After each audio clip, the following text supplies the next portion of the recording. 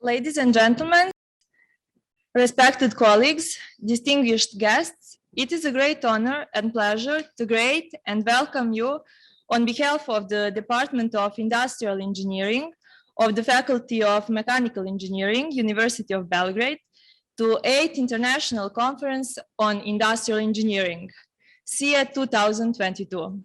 Thank you for your joining our conference. For us, this is a very special event because the first aim of this year's conference is to celebrate the 7th anniversary of founding of our department by Professor Vukan Dešić. Professor Dešić was a pioneer of industrial engineering, a man of excellent professional abilities, and one of the best experts in the field of organization, as stated in one of the archived documents. We owe him immense gratitude for all his accomplishments and efforts so that we could gather here today and are able to celebrate our 8th conference in a row. The first international conference on industrial engineering, SIE, was held in Belgrade in 1996, 26 years ago. From then onwards, it was held every 3 years. 4 years have passed since our last conference, held in 2018, due to the pandemic. This is another reason why we are very happy to be here this year in a hybrid form, both in person and online. We consider it as a huge achievement for all of us. The second aim of our conference is to contribute to a better understanding of the role and importance of industrial engineering in the modern industry, as well as to point out to future trends in this field. Further, the aim of the conference is to foster the creation of new networks, collaboration, and friendships between conference participants. In line with that, this evening at 7:30 p.m., we will have a conference dinner, and I would like to invite you all to come and join us. Today we have special guests who have made our celebration greater with their presence. Ministry of Education, Science and Technological Development, Republic of Serbia is our traditional partner in the organization of important events in this field, and we would not succeed without their support. First, let me introduce Dr. Aleksandar Jović, Assistant Minister of the Education, Science and Technological Development, and invite him to deliver his speech and officially open the conference. Please.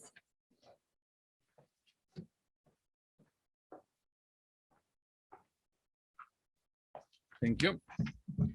Dear colleagues, ladies and gentlemen, on behalf of the Ministry of Education, Science and Technological Development of the Republic of Serbia, I'm very happy to welcome you all in Belgrade in Serbia. It is my great pleasure to open this international symposium in industrial engineering and to greet you in the name of the first Deputy Prime Minister and Minister of Education, Science and Technological Development, Mr. Branko Ružić.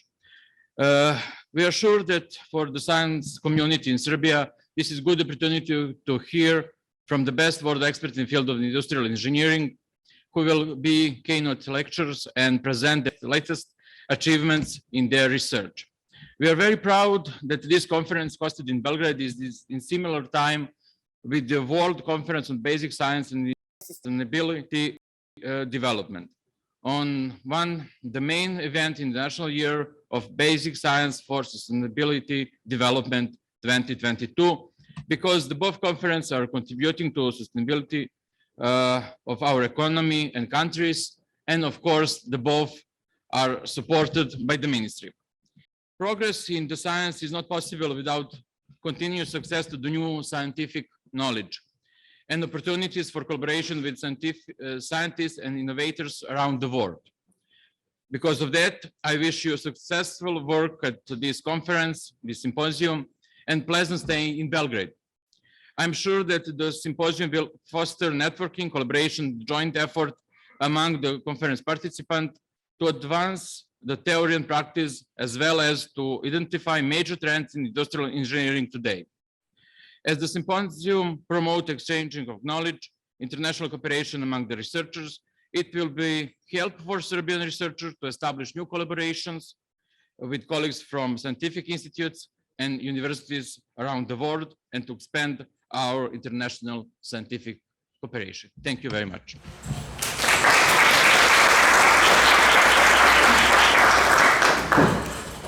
Thank you, Dr. Jović. We appreciate your kind words. It is always good to have a positive feedback, and we value our former students as well as our present ones. Now I would like to ask Katarina Obradović Jovanović, Assistant Minister of the Ministry of Economy, Republic of Serbia, and our former student, to give her speech.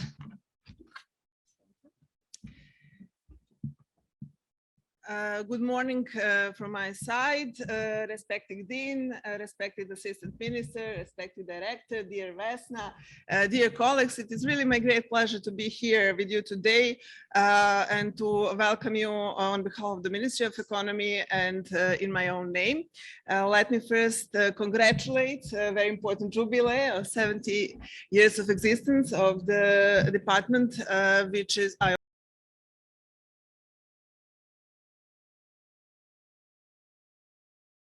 to in next period achieve even better results.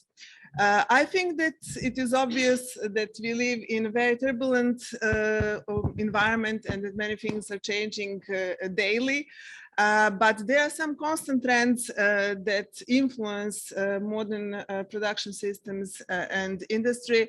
And I'm very happy that going through the papers that are going to be discussed in the next 2 days, I saw that it has also been reflected in those documents.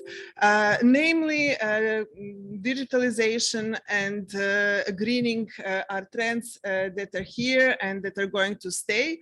And that will pose many challenges to industrial systems.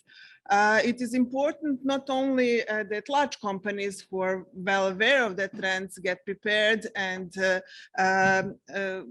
adopt practices which can help them to align with those requirements, but that also assistance to smaller companies, SMEs, that is part of economy that I'm working with, are also assistant in that way. In that sense, I think that industrial engineering is also a scientific field which can provide additional support because energy efficiency, resource efficiency, general sustainability, digital transformation, Industry 4.0 are all topics that are going to stay no matter of political turbulences that are happening. I would not like to keep you any longer. I would like to wish you a very successful conference, and thanks once again, Vesna, for inviting me to be with you here today. Thank you.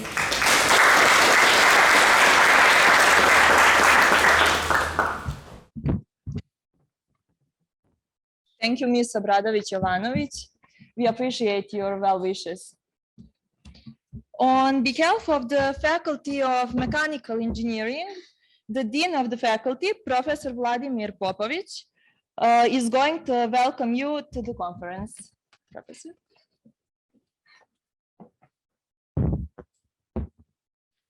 Dear colleagues, dear high officials from 2 ministries, dear Professor Zrnić, Professor Rakonjac, and dear Vesna, dear colleagues from Department of Industrial Engineering, dear distinguished guests, on behalf of Faculty of Mechanical Engineering, University of Belgrade, I want to greet you. As you know, we are a faculty with huge tradition, a long history, many famous professors. It is very important for us to emphasize importance of our ex-professor as Vukan Dešić is today. Professor Dešić was also Dean of Faculty of Mechanical Engineering, I think 65 years ago, I'm not sure. Also, it is very important for us as faculty to support all conferences, especially international conferences, which support and organize our professors. And one of the most important conferences is SIE, Conference of Industrial Engineering. And because of that, we will continue to support your work, your enthusiasm, your commitments, and it is also very important for faculty. As you know, probably our faculty has about 4,000 students, and at this moment, 200 teachers, 19 laboratories. Some of them are exclusively for teaching, some of them are for science, some of them are for cooperation with economy, and this conference is a very good opportunity to network and to connect all these laboratories, professors, and important people from economy. On behalf of faculty, I wish you successful conference and good results. Thank you very much.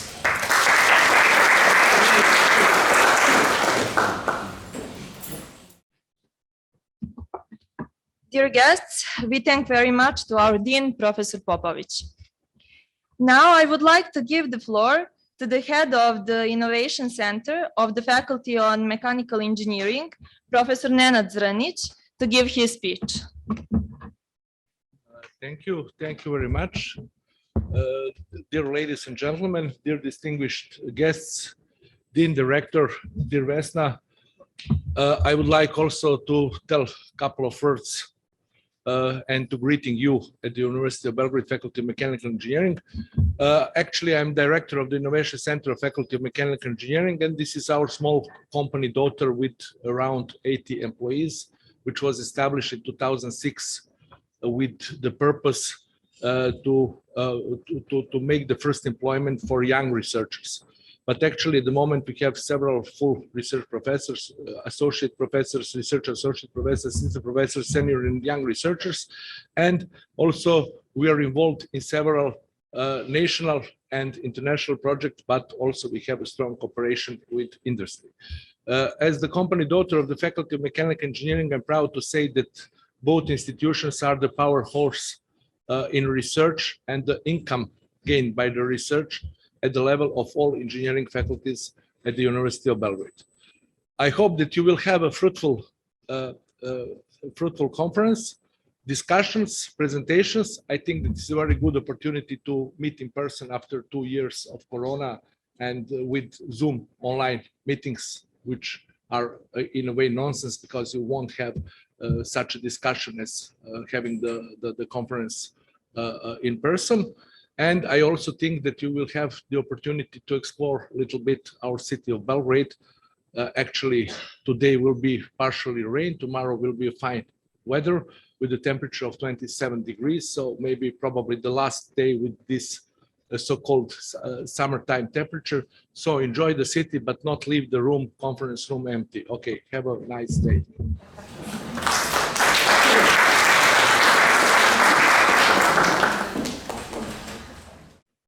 Thank you, Professor Zrnić. Serbia was one of the first countries in the region to embrace the so-called innovation imperative. And our innovation fund successfully promotes linkages between research and technological development and economy. So I invite Dr. Ivan Rakonjac, Director of the Innovation Fund, Republic of Serbia, to great participants.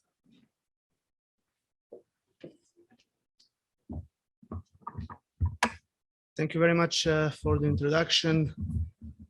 Distinguished assistants of minister, distinguished dean, director Vesna, dear colleagues, dear industrial engineers and students, it is my great pleasure to be here today.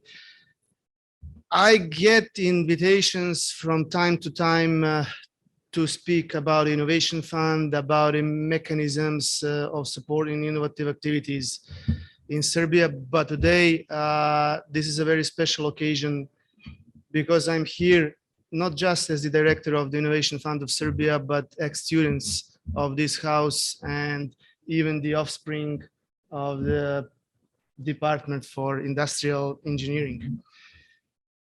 Actually, I graduated at some other department. However, when I started with my PhD studies, because of my job at that time, I wanted to deal with risk and risk management.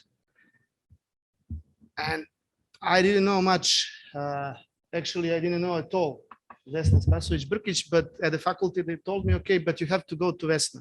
If you want to deal with risk management, obviously industrial engineering is the department for you, but you have to go and speak with Vesna. So that's, I believe, 15 or 16 years ago that we first met.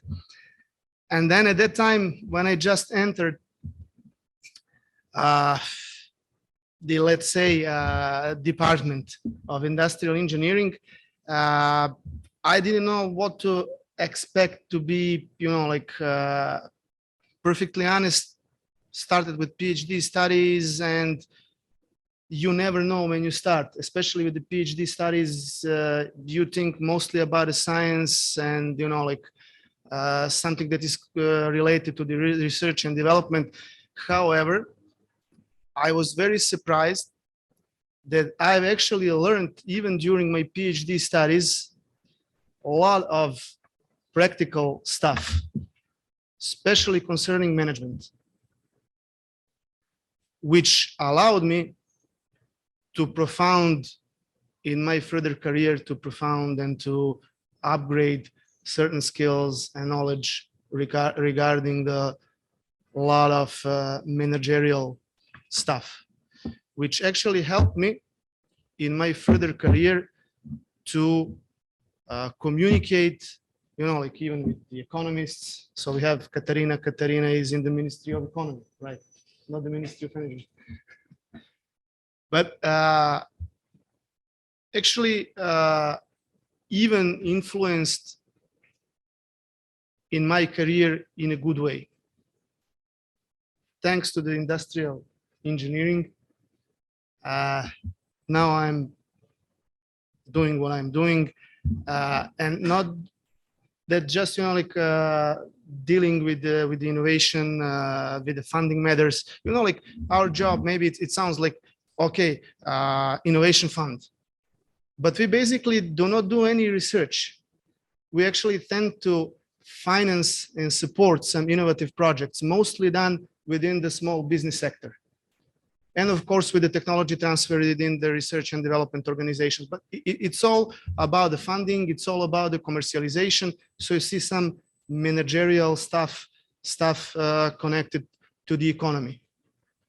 And when I first started dealing with those matters, you know, like I kind of learned, and the Innovation Fund as well is considerably young organization. We are 10 and a half years old, way younger than the Department of Industrial Engineering. And then I had to learn along as organization learned as well. And again, some knowledges that I acquired here under this roof within the Department of Industrial Engineering helped me a lot to adapt. So I will not hold you any longer. I just want to say that this department is what we industrial engineers say pure quality. And I wish you a very successful conference, happy anniversary, and keep up with a good job in centuries to come. Thank you very much.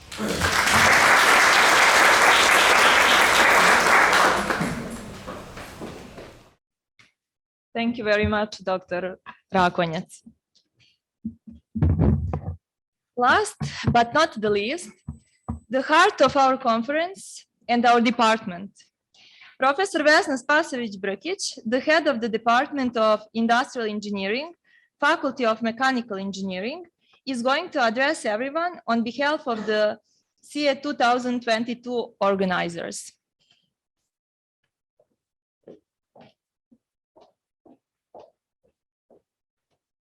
Thank you very much, dear ladies and gentlemen, respected guests, dear colleagues, dear friends. It's a privilege and really great pleasure for me to be again at this opening. First of all, I want to thank all previous speakers for very nice wishes, for kind words, for all their opening remarks, which were really, I got the really high emotions due to their opening speeches.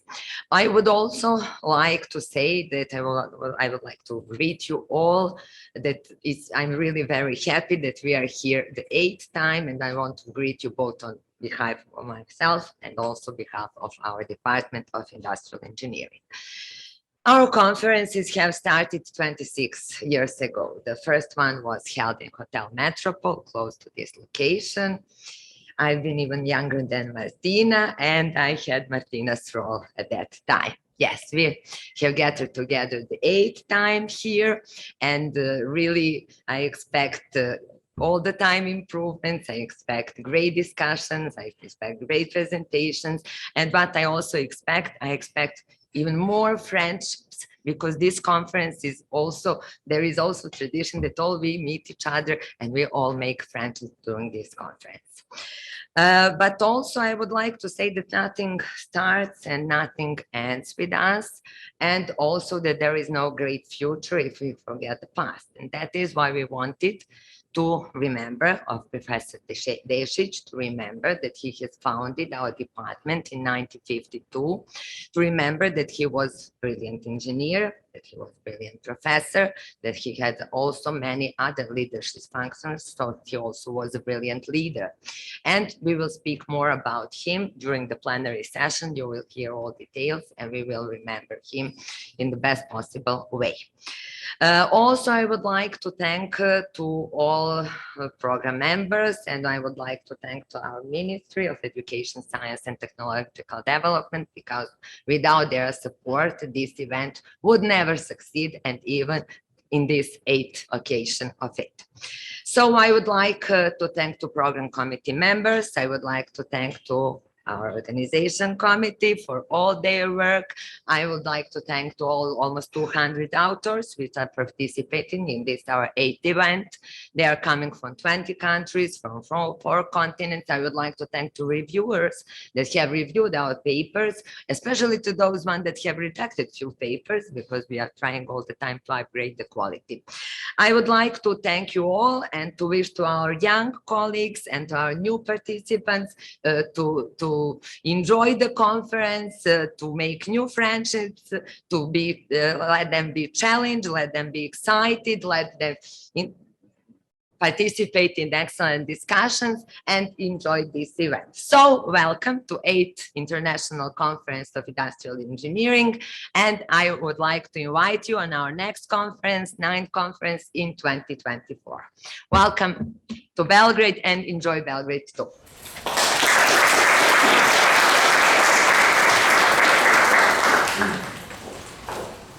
Thank you, Professor Spasojević Brkić.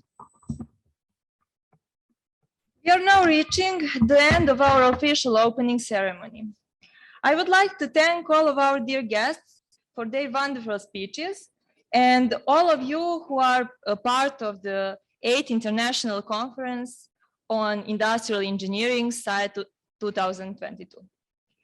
John Weiss is Emeritus Professor of Development Economics at the University of Bradford, United Kingdom, where he was previously held various positions, most recently acting dean. He's an international authority on project analysis and industrialization policy, and he has worked as a consultant on issues of economics, policy, and among others, the Asian Development Bank, the United Nations Industrial Development Organization, and the World Bank. His tribute speech to the late member of our program committee, Professor Dondur, will follow next.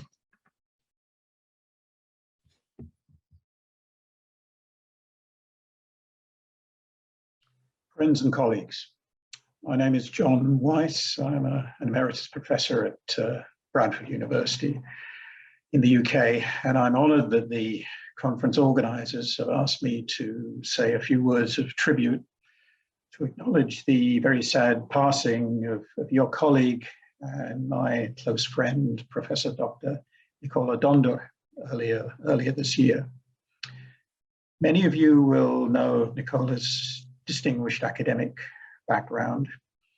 Perhaps unusually for a staff member of the mechanical engineering faculty, he was an economist who completed his undergraduate degree from the University of Split in 1982 and continued his studies in Belgrade with a master's in 1988 and a PhD in 1995. In 1984, he joined your faculty as an assistant trainee, rising from there to assistant professor, then associate professor, and finally in 2013 to full professor. This is, of course, a very conventional academic career path. Perhaps a little less conventional and less well known is that in his youth, he was a keen and talented footballer who started in the youth team of Hajduk Split, who in those days were, of course, a leading team in the then Yugoslav league. He told me he played a few times for the team before injury. He ended his career very young, and as a consequence, he took the wise decision to enroll for an economics degree instead. This was a background that greatly impressed my younger sons when they first met him. They'd seen lots of academics, but not very many ex-professional footballers. Nicola's key academic interest was in economic aspects of project planning and analysis, which is a specialism that he and I both shared. He was probably the main authority in this area in Serbia, writing extensively on the topic, as well as translating books from English, contributing to numerous research and feasibility studies, and delivering many training and degree courses. We met for the first time over 30 years ago, when he was a visiting scholar at the University of Bradford. In those days, the university had a successful development centre whose key specialism was in project planning. And given Nicola's interests, it was a natural place for him to visit.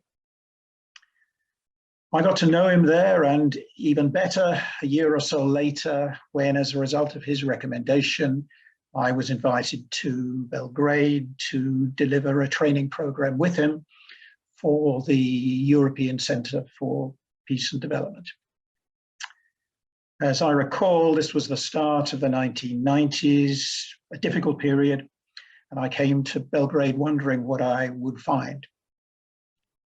The warmth and the welcome of Nicola and his wife Biserka at the airport removed any concerns I had, and our friendship developed from there. We worked together on similar training programs in Belgrade, then in Banja Luka, and in Podgorica, and Sveti Stefan, and he visited Bradford again. In more recent years, I saw a little less of him, and my contact has been through your conferences in Belgrade. And through him, I was invited to several and attended the last two before the pandemic. My family also got to know him well and benefited from Nicola and Biserka's warmth and hospitality when they came with me to Belgrade. In summary, Nicola was a talented academic and a very warm and kind-hearted person. You have lost a distinguished colleague, and I have lost a very close and dear personal friend. My best wishes go to Biserka and his son, Adam. Thank you.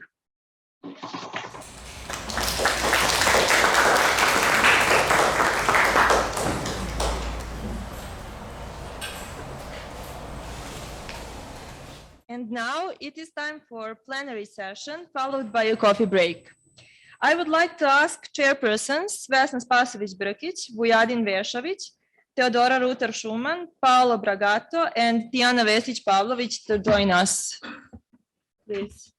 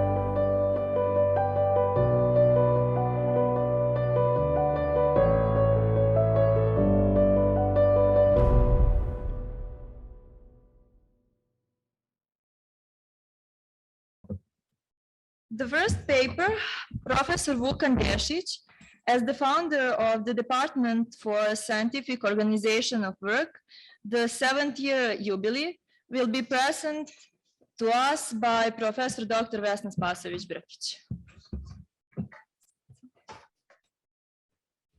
Everything works. Okay.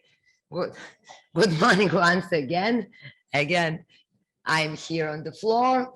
And as I promised in opening remarks, we are going to speak about Professor Vukan Dešić, and you can see the title of our paper. Professor is the founder of our department. We are very immensely proud of him and of that fact. The title of that department at that time was Department for Scientific Organization of Work, and it was founded in 1952. So we are celebrating Platinum Jubilee these days. And authors of this paper, you can see here beside myself, Professor Mirjana Misita, Professor Bugarić, Professor Veljković, and Professor Veslić-Pavlović, that also helped a lot to us. Outline of our presentation looks like this. We are going to say more facts, some of them till now unknown, about Professor Dešić. We are going to speak about his teaching activities and his contributions in that field. We are going to speak about contribution to the science given by Professor Dešić. And not only that, we are going to talk about the beginning and the development of this field under the guidance of Professor Dešić. After that, I'm going to say a few facts instead of conclusions, because we do not have what to conclude. We can only summarize the facts and try to follow the path he paved for us. So here are the few pictures of Professor Dešić. It seems that he was not keen about photographing, so it was very hard to find. The picture in the middle is one that is old one that everyone knows, and when you're going to our dean's office, you can see that this picture because he has been a dean of this faculty. But the other two, the first one is rarely seen. It was not easy to find it, and that is the photo from the period when he has probably director of Belgrade Railway, something like that. A lot of facts we have to suppose when we are talking about him. And the third one is from some conference, we do not know which one. And finally, it's a fact that he now is close to us in our of Monitor Citizens on the yard close to the faculty, and you can see how it looks there. Not much has been written, and there are not really facts and written proofs about his biographical facts are not available, and it was written even in 2011. The last person that tried to remember Professor Dešić was Dr. Janko Cvijanović. We almost all know him. We have lost even him recently during the COVID time, and Janko has tried to write a little bit about Professor Dešić, and he concluded that really a lot of facts are missing, and he wrote 1.5 pages about his life. But what is for sure, he was born in Azanja in the March of 19. Her parents were George and Jelena. And when he finished his primary school in his birthplace, he started with lower secondary school. If you take a look in period when he was born, 1950, he has come very quickly, and after that he joined the army. It was a time of great retreat of Golgotha and so on, so you can see here the map, and he probably moved with his father George there, and after that he had secondary school in France. We do not know exactly if it was in Saint-Jean or Nîmes in France, but after that in those documents that you can see here, we can see that his father probably has been lost in that period, and he was sent as a son of Jelena to France. In 1990, he enrolled to the Faculty of Engineering in that time and graduated in 1924 and got a degree. In that time, it was like that, of graduate electrical and mechanical engineer. And you will see in his further work that we can recognize also those elements of electrical beside mechanical engineering.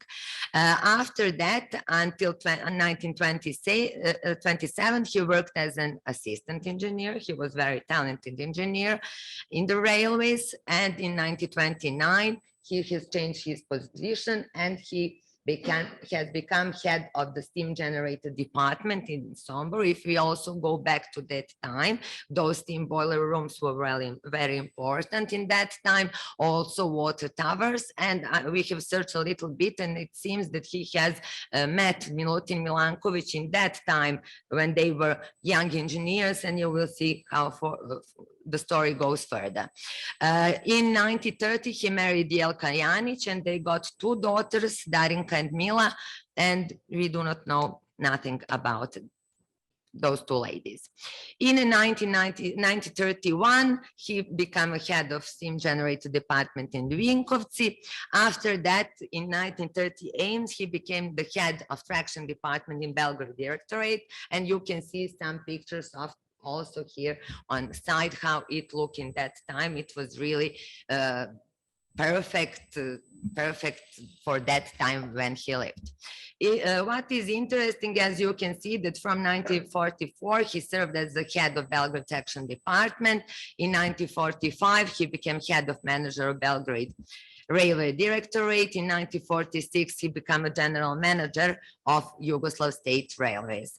After that, in 1949, he started career with us as associate professor in the period from 96 to 1950, which means that also was professor. He occupied the position of an assistant to the Minister of Railways or Transport, because the ministry changed name in that period. And finally, Professor Dešić has died, you can see, in 1975, and we have one street in this town that is named after him, that he has borne the professor's name. How to summarize his teaching contributions? It is not really easy, but okay, we have to say a few facts. During the academic 48-49, classes in the subject scientific organization of work were held for the first time in Yugoslavia and by Professor Dešić. After that, he gave courses, organization of exploitation of factories and workshops, and railway exploitation also. Between you can see, he started careers here, and 3 years later, in 1951 and 1952, he has become vice rector of the Great Technical School, which means of our university. In 1952, he had the title of full professor, and that is a year of founding this department, Department of Scientific Organization of Work. And what is also interesting, the first statute of our faculty has been made in 1956, and it was written that there are 10 fields of dealing, and one of them was industrial production, and another one was industrial economy.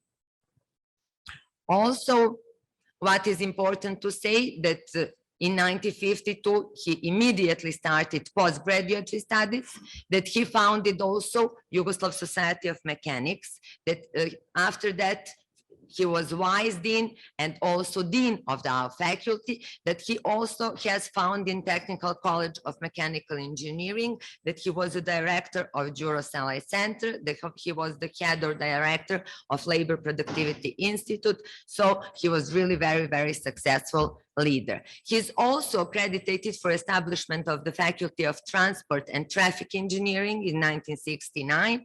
He is also one of founders of the Center of Multidisciplinary Studies, and all that you can read and you can find where we have found those facts in our proceedings and our papers. After that, it was very hard to start Faculty of Organizational Sciences, and Professor Dešić helped also there. And it is in tradition of our department not to look to compete with someone, but only to help and to create, because competition is only positive. So he helped also a lot and found the solution how to start with Faculty of Organizational Sciences, and the title Organizational Sciences is something that you will not see in English and other languages, and it is his proposal, let this faculty be called Organizational Sciences. Also, after that, what is important to say, to mention, it is important to say some subjects that were taught in that time, and we can see that all that subjects are really, even now, very fresh, very contemporary. Organization and economics of production, after that, preparation of production, organization of work, methods, quantitative analysis in 1952, study and measurement of work, engineering economy, ergonomics, all that is started by Professor Dešić in 1952. After that, our module has changed name, and it was called Production Organization till 1991, and Industrial Engineering Department after that period. One of his PhD students was Professor Bulat. We have been talking previous year, and we have celebrated 30 years of department named Industrial Engineering previous year. And that is the fact that is also important, when where also Professor Dešić should be mentioned as a supervisor of Professor Bulat. What else to say? To mention it is not easy really to choose, but we have to mention few names of his PhD candidates: Vukan Dešić for sure, Jovanović Dobrivoj, Jovanović Stevan, Matejić Vladimir, Mineosnić Nenad, Novaković Vladimir, Starčević Dušan, and Professor Vešović, of course, he will say more details about that. And also we have to say the Professor Dešić also has helped a lot regarding establishment of other faculties of mechanical engineering in this area, namely in Sarajevo, Kragujevac, Niš, and so on. What are his contributions to science? His PhD dissertation is titled Assessment of Rationality of Production via Technical Analysis of Specific Factors. It is defended in 1953. After that, you can see that time it was possible to be associate professor without PhD, and after that he defended PhD and became full professor. What was the committee? It was not possible in that time to defend thesis with the faculty, so he defended his thesis with Serbian Academy of Sciences, and the committee in front of which he has defended his doctoral dissertation, you can see Milutin Milanković. It is probably one of the most important Serbian scientists, at least at my opinion. After that, Anton Bilimović, Vladimir Farmakovsky. I do not know, some of you for sure know a lot about this professor. One was from Ukraine, the other was from Russia. After that, Slobodan Dobrosavljević, which has been born in Greece, and also the only one that was not academician was Professor Pavle Stanković, who founded Production Engineering Department. The promotion took place in 1953, and you can see here how his PhD dissertation looks. You can see the paper that he has defended his PhD dissertation. You can also see on the right side that in Milutin Milanković, one text about his life is mentioned as important fact that the Professor Dešić was his PhD student. But it's also important to see that his PhD dissertation had an abstract in English, and that dissertation had only 7 references. Of that 7 references, half were his references. And okay, it is about his dissertation. What else to say? To say that he had 200 articles, that he had at least 12 books, even more books probably he wrote, but we know for these 12. All that books had few editions. You can see here some that authors of this paper mean that are important, more important than other, and all these books had few editions. You can see here. You can see also how those books looks, and I thank to all that have sent some books to me so that I have all these books now. Also, what is important to say that his work is translated in many languages, in English, in German, in French, that they were also published in Switzerland, in Poland, and that, for instance, in different libraries, his books are now available. You can see in different countries. For also 10 books of Professor Dešić are available in American Congress Library, for instance. Also, what I would like to mention that he has got 3 medals, two more medals besides this one with Albania, and also that he was honorary member of Society of Mechanical and Electrical Engineers. What to say about the field that is founded for us by Professor Dešić? If we take a look at historical facts in that time, we can see that in 1950s, maybe 1,500 students were in USA and maybe only 50 in Europe in that field. So starting this field here in Belgrade was really a pioneering effort. It was not for sure easy, and it was really very brave to start it here. Different authors mention that the roots of the field are in France, in Belgium, Netherlands, Denmark, Sweden, England. No one is mentioning Yugoslavia, although if we take a look here in 1949, we had classes probably at least before of some of these countries, maybe even before all of them.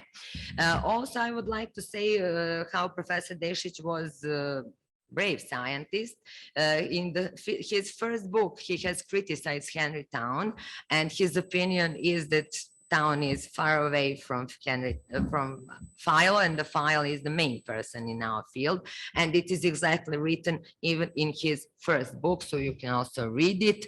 After that, what is important to say that there is logical explanation for that, and the reason for that Philo is not respected enough is that his books have not been translated for at least 30 years from French to English language, and okay, people have not read about his contributions. Dešić also has criticized Frederick Taylor, and of course not all.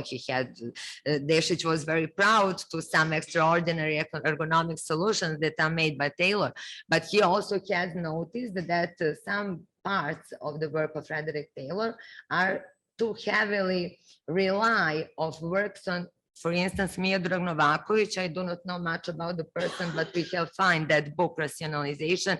Person was electrical engineer, and I really do not know much about him. And also to Yermansky, Russian scientist, and Giulio Amar, Italian scientist in that time.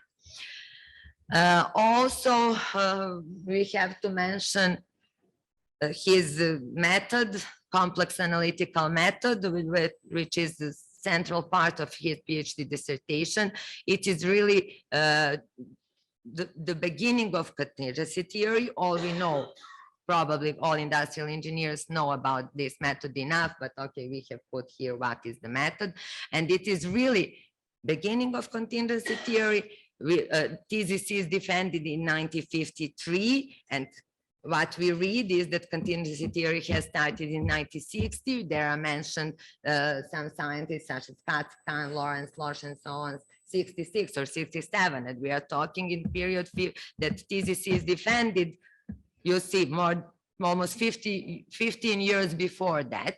What also we would like to point out that you can see on these figures that factors that are influencing production results, and what we can see that there were 160 factors in the whole survey, there was a large sample, and not only that, but all this seems very much to Ishikawa fishbone diagram, and even that was maybe it is interesting to notice.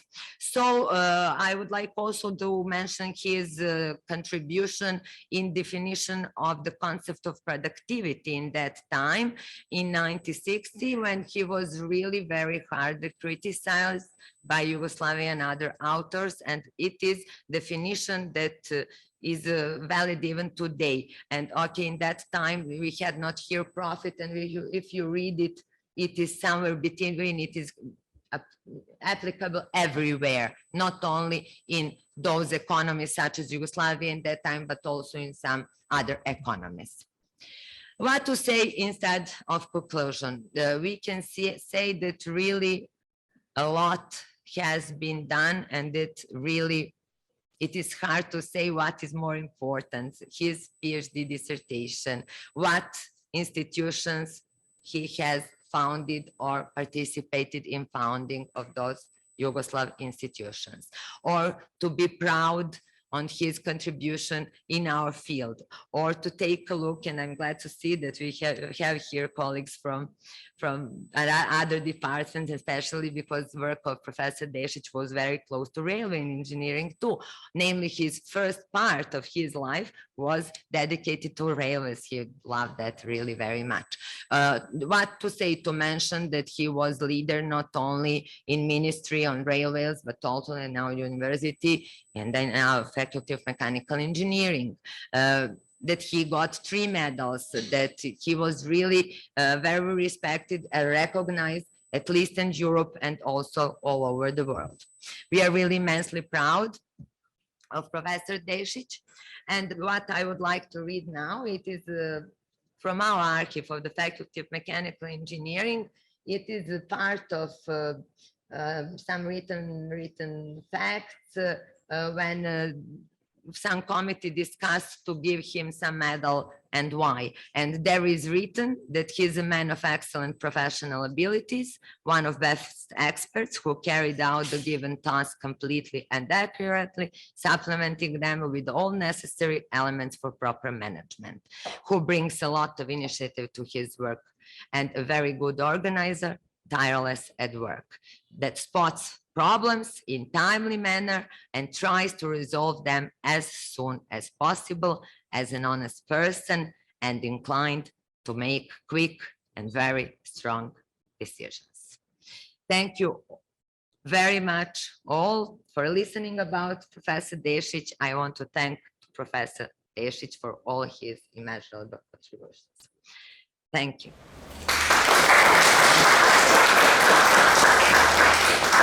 If you have questions, I'm here. I can try to answer if I know that facts that you're interested in. Or we can discuss later. Okay, thank you very much.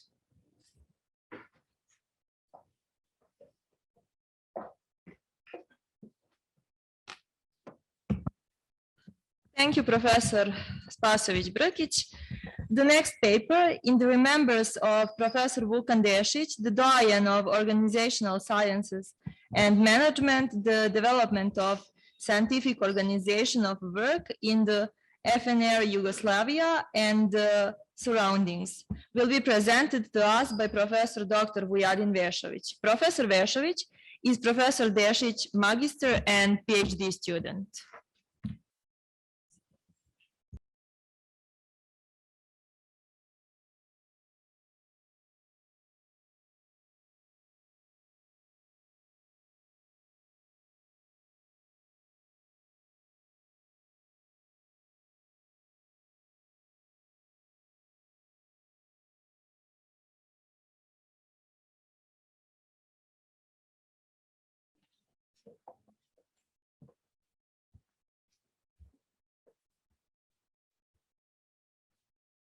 Poštovane koleginice i kolege, uvaženi gosti, uvaženi organizatori simpozijuma, dozvolite mi da vas srdačno pozdravim u ime Fakulteta za saobraćaj i komunikacije i logistiku iz Budve, Univerziteta Adriatic, i da organizatorima čestitam 70 godina industrijskog inženjerstva na Mašinskom fakultetu. Velika mi je čast i zadovoljstvo što mi se pružila prilika da govorim o velikanu organizacije upravljanja profesoru doktoru Vukanu Dešiću, mom mentoru. Kao što ste čuli, tema je sjećanje na doajena organizacijskih nauka i upravljanja profesora Vukana Dešića, koji je uveo i razvio organizacione nauke i upravljanje u FNR Jugoslaviji i okruženju. Moram da istaknem da je profesor Dešić zaslužio poseban simpozijum. Pošto je moj referat i prezentacija napisana na engleskom jeziku, ja ću svoje kraće izlaganje da izložim na srpskom jeziku. Obzirom da je profesora Vesna Spasojević, kojoj se ja zahvaljujem, Brkić, kojoj se zahvaljujem na organizaciji ovog simpozijuma i što me pozvala da učestvujem u njemu, sa svojim saradnicima detaljno elaborirala biografiju i rad profesora Dešića. Ja se u izlaganju neću ponavljati, ali samo bih htio da dodam jednu rečenicu. Kada je profesor Dešić doktorirao u Srpskoj akademiji nauka, oni su ponudili da ga biraju u dopisnog člana. On je odgovorio, ja sam to davno prevazišao. Profesor Dešić je radeći na železnici, on je radio na železnicu 25 godina, u nauci se bavio 25 godina, po polovi, od inženjera u ložionici do generalnog direktora studentskih železnica, visokoj tehničkoj školi kao profesor prodekan i dekan Mašinskog fakulteta, prorektor Visoke tehničke škole, pomoćnik ministra za saobraćaj, direktor Centra za obučavanje rukovodećih kadrova. Stekao ogromno teorijsko i praktično znanje za profesionalno bavljenje organizacionim naukama i upravljanjem. As you can hear, Professor Vešović's lecture is going to be in Serbian. So for everyone who is not proficient in Serbian, I'm going to be here and translate or make a small recap after each part. So for the beginning, Professor Vešović wanted to greet cordially all colleagues and respected guests and organizers on behalf of the Faculty for Transport, Communications and Logistics of the University Adriatic Bar, and also to congratulate the organizers on the 70th anniversary of Industrial Engineering at the Faculty of Mechanical Engineering. It is also his great honor and pleasure to be a speaker at this conference and to have this lecture about the pioneer of organization and management, such as Professor Vukan Dešić, who's also his mentor for his master and doctoral thesis. He also wanted to point out that Professor Dešić deserves the conference on his own. Since, as you can see, the presentation is in Serbian, this is going to be translated. Our previous paper by Professor Vesna Spasojević Brkić and her associates actually elaborated the biography and work of Professor Dešić in detail. So this presentation is going to focus on some other details about Professor Dešić. Professor Vešović only wanted to add one sentence. So when Professor Dešić received his doctorate at the Serbian Academy of Sciences and Arts, he was offered to be elected as a member of the academy, but he says that is something that I've overcome a long time ago. Professor Dešić started working at the railway. So he was an engineer at the furnace shop, and then he was the general manager of the Yugoslav Railway and the Higher Technical School. He worked as a teacher, he worked as a vice dean and the dean of the Faculty of Mechanical Engineering. He was also the vice rector of the Great Technical School, and he was the assistant minister of transport. He was also the director of the Center for Training Managerial Staff. All these positions actually enabled him to gain vast theoretical and practical knowledge, which was necessary to professionally deal with organizational sciences and management. Please continue. Profesor Dešić ima ogromne zasluge za uzvođenje i razvoj organizacijskih nauka u Jugoslaviji, kao i za osnivanje i rad institucija koje se bave organizacionim naukama u teoriji i praksi. Tako je na Mašinskom fakultetu organizovao katedru za organizaciju i postdiplomske studije iz oblasti organizacijnih nauka u mašinskoj proizvodnji, dao značajan doprinos osnivanju fakulteta organizacionih nauka, možda i ključni, posebno postdiplomskih studija koje je on organizovao i mnogih drugih fakulteta gde je on pomagao u njihovom osnivanju. Profesor nije samo proučavao radove autora naučne organizacije, već i autore u periodu od empirije do nauke. Tako je, na primjer, na osnovu principa francuskog filozofa, matematičara i fizičara Renea, definisao osnovne principe naučne organizacije. Princip evidencije, princip analize, princip sinteze, princip kontrole. Profesor Dešić je posebnu pažnju posvetio proučavanju radova pionira naučne organizacije Paola i Taylora. Professor Dešić has huge contribution for introducing and developing organizational sciences in Yugoslavia.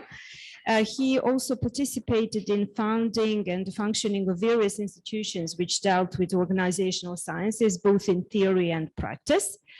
At the Faculty of Mechanical Engineering, he developed and founded the Department for Organizational Work, and then postgraduate studies in the field of organizational sciences in mechanical engineering production. He also had significant contribution to founding the Faculty of Organizational Sciences and specifically postgraduate studies, as well as many other faculties. Professor Dešić did not only study the works or the papers of the authors coming from the field of scientific organization, but also various other authors which were in the period from empirical sciences to sciences. For instance, based on the principles of the French philosopher and mathematician and physicist Renard Descartes, he defined the basic principles of scientific organization, such as the principle of evidence, the principle of analysis, the principle of synthesis, and the principle of control. Special attention by Professor Dešić was paid to studying the works of the pioneers of scientific organization, such as Fayol and Taylor.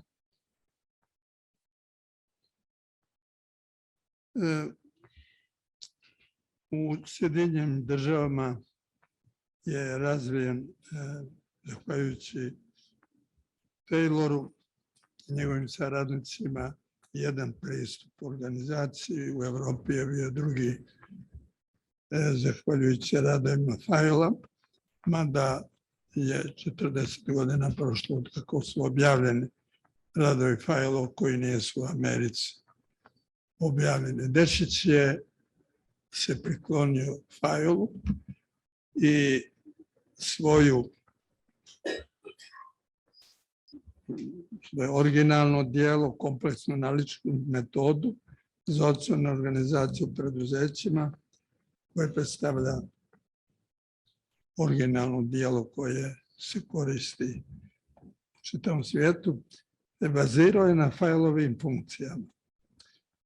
Naš poznati profesor Mio Novak sa Ekonomskog fakulteta iz Zagreba na jednom sastanku na kome smo raspravljali o organizaciji,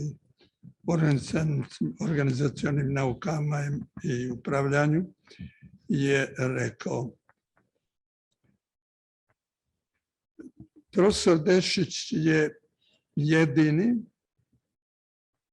koji je dao značajan doprinos organizacionim naukama i menadžmentu, i tad se to zvalo upravljanju, ne samo u Jugoslaviji, nego u širem okruženju. To je zaista jedno veliko priznanje profesoru Dešiću od profesora Mija Novaka, koji je bio izuzetno uvažavan. Profesor Dešić, raspolažući sa ogromnim naučnim znanjem, praktičnim znanjem, sa brojnim naučnim radovima objavljenih u zemlji i inostranstvu, preko 15 knjiga, preko 16 studija i članaka, od kojih je značajan broj primijenjen u praksi, koji ga svrstavaju u jednog od retkih naučnika koji su svojim naučnim doprinosom svrstali organizacione nauke u najznačajniju oblast naučne djelatnosti u savremenoj podeli rada.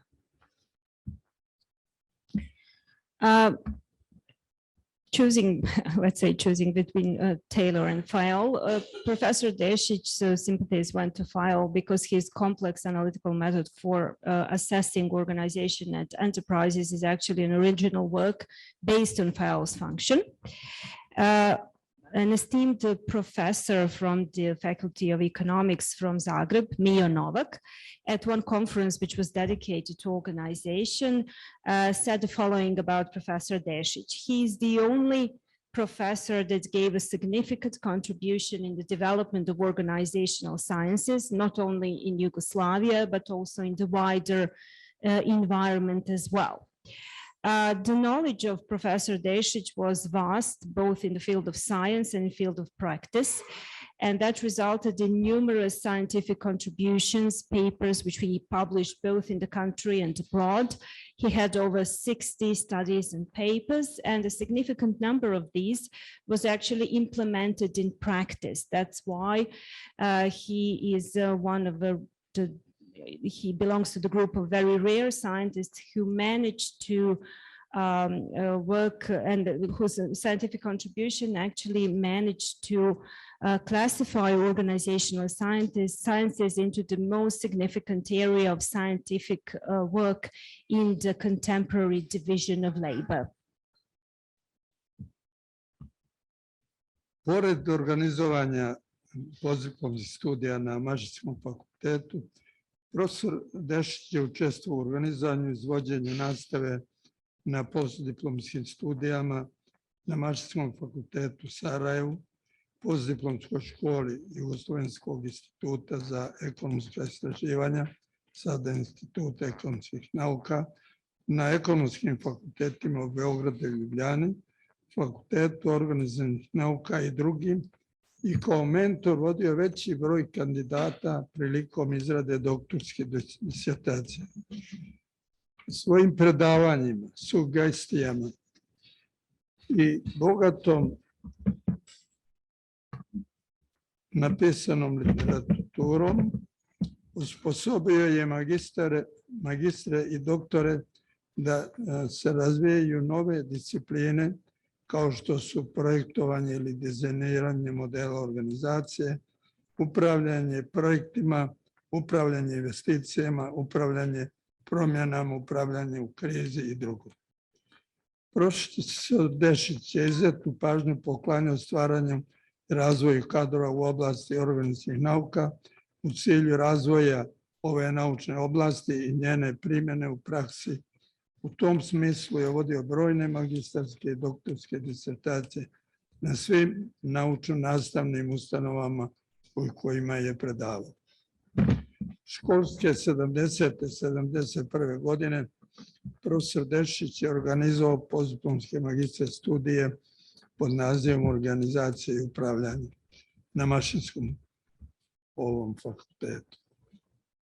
Formirao je dvije grupe, jednu jugoslovensku, gdje su svi kandidati bili iz čitave Jugoslavije, i drugu iz Beogradsku, koji su bili iz Beograda, oni koji su držali nastup popodne, a jugoslovenska grupa je držala 10 dana u mjesecu.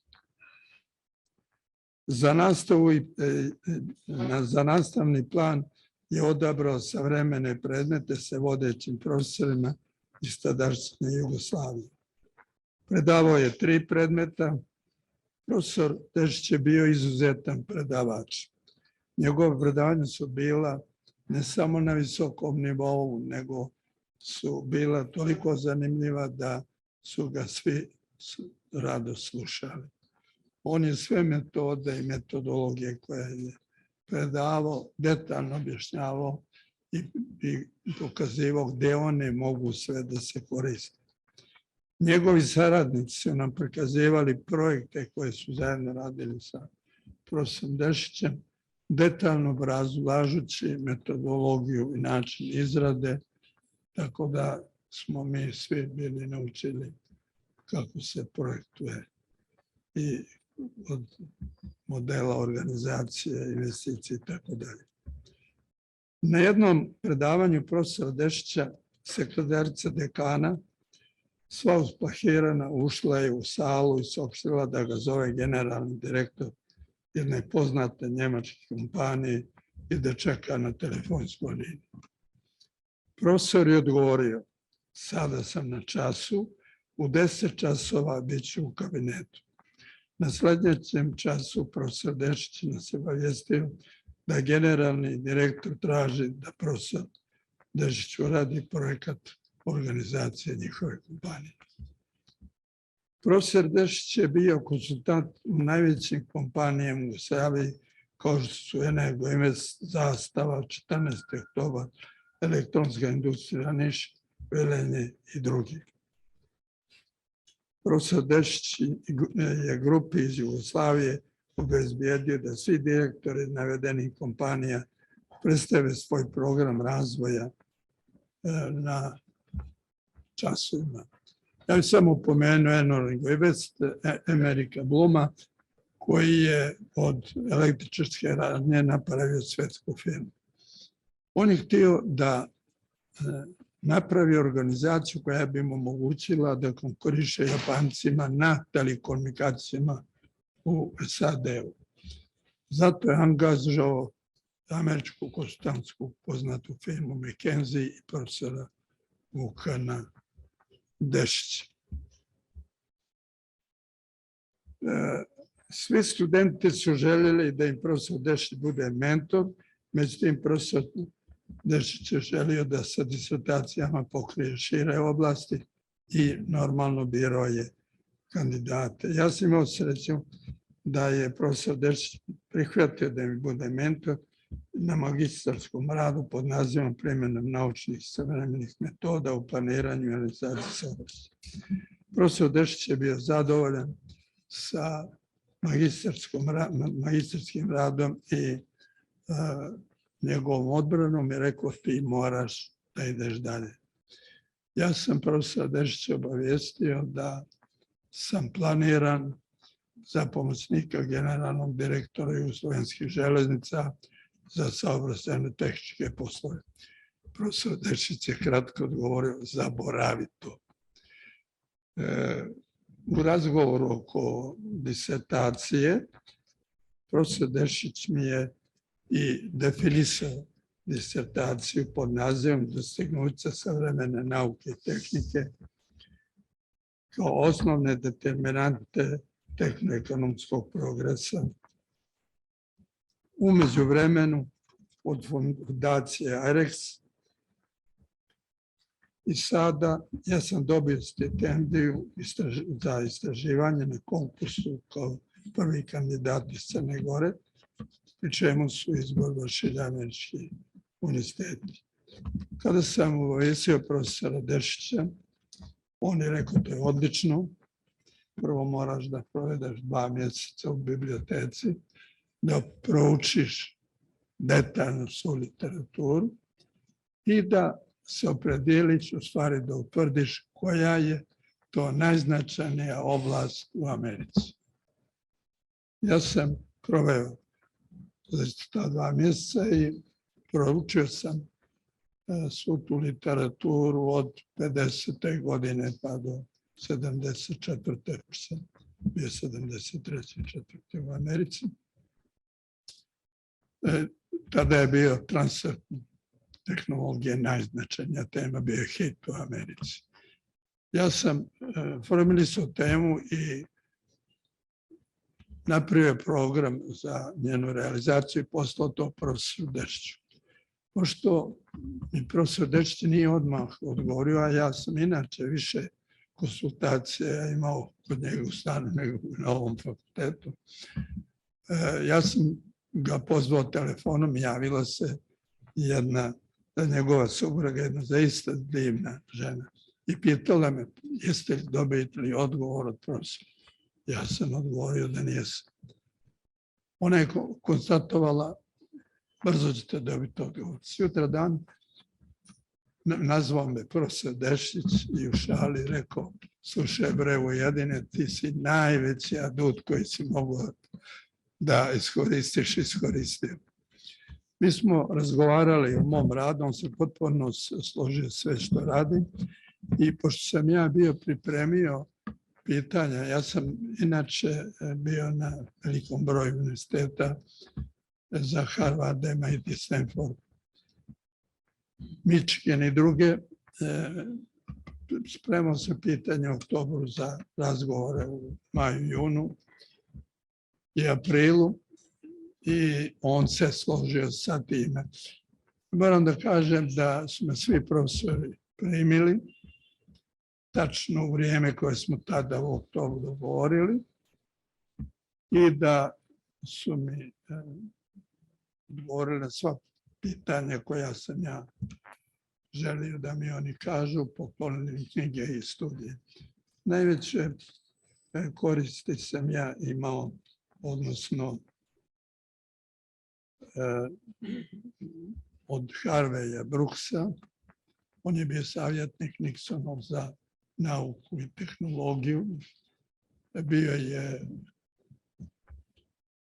član Američke akademije nauke i najveći ekspert za tehnologiju i jedan od dekana na Harvardu.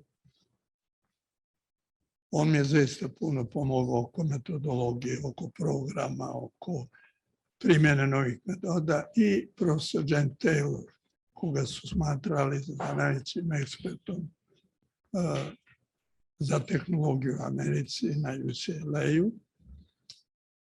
Ja sam na osnovu svih tih konsultacija koje sam obavio sa profesorima, proučio tu literaturu i napravio radnu verziju doktorske disertacije koju sam predao doktoru Dešiću kad sam se vratio u Jugoslaviju. Profesor Dešić je rekao da je to izvanredno, ali da bi bilo dobro da se izvrši jedno istraživanje o mogućnosti primjene transfera tehnologije u uslovima Socijalističke republike Crne Gore. Posle tih istraživanja ja sam spremio konačnu verziju disertacije i pripremio je da, pošto mi je on, profesor Dešić, posle prvog sastanka kad sam napravio bilo verziju, kad sam došao iz Amerike i definisao je bio temu, prilog istraživanju modela transfera tehnologije sa osvrtom na njegovu primjenu u uslovima Crne Gore. Onog trenutka kad sam ja trebao da predam disertaciju profesoru Dešiću da ide u dalju proceduru profesora Jugoslavije. Ja sam bio totalno razočarao i 6 mjeseci se nijesam javljao Mašinskom fakultetu dok me nije pozvao profesor Dragutin Popović dekan da mi odrede mentori. Odredili su mi za mentora profesora Jovanovića Dobrivoja i komisiju doktora Vucana Vulata, redovnog profesora, predsjednik komisije doktora Milana Vesovića, redovnog profesora, doktora Bogdana Pilića, redovnog profesora i doktora Vladimira Šalaju, redovnog profesora i doktora Dobra Jovanovića, redovnog profesora kao rukovodioca disertacije.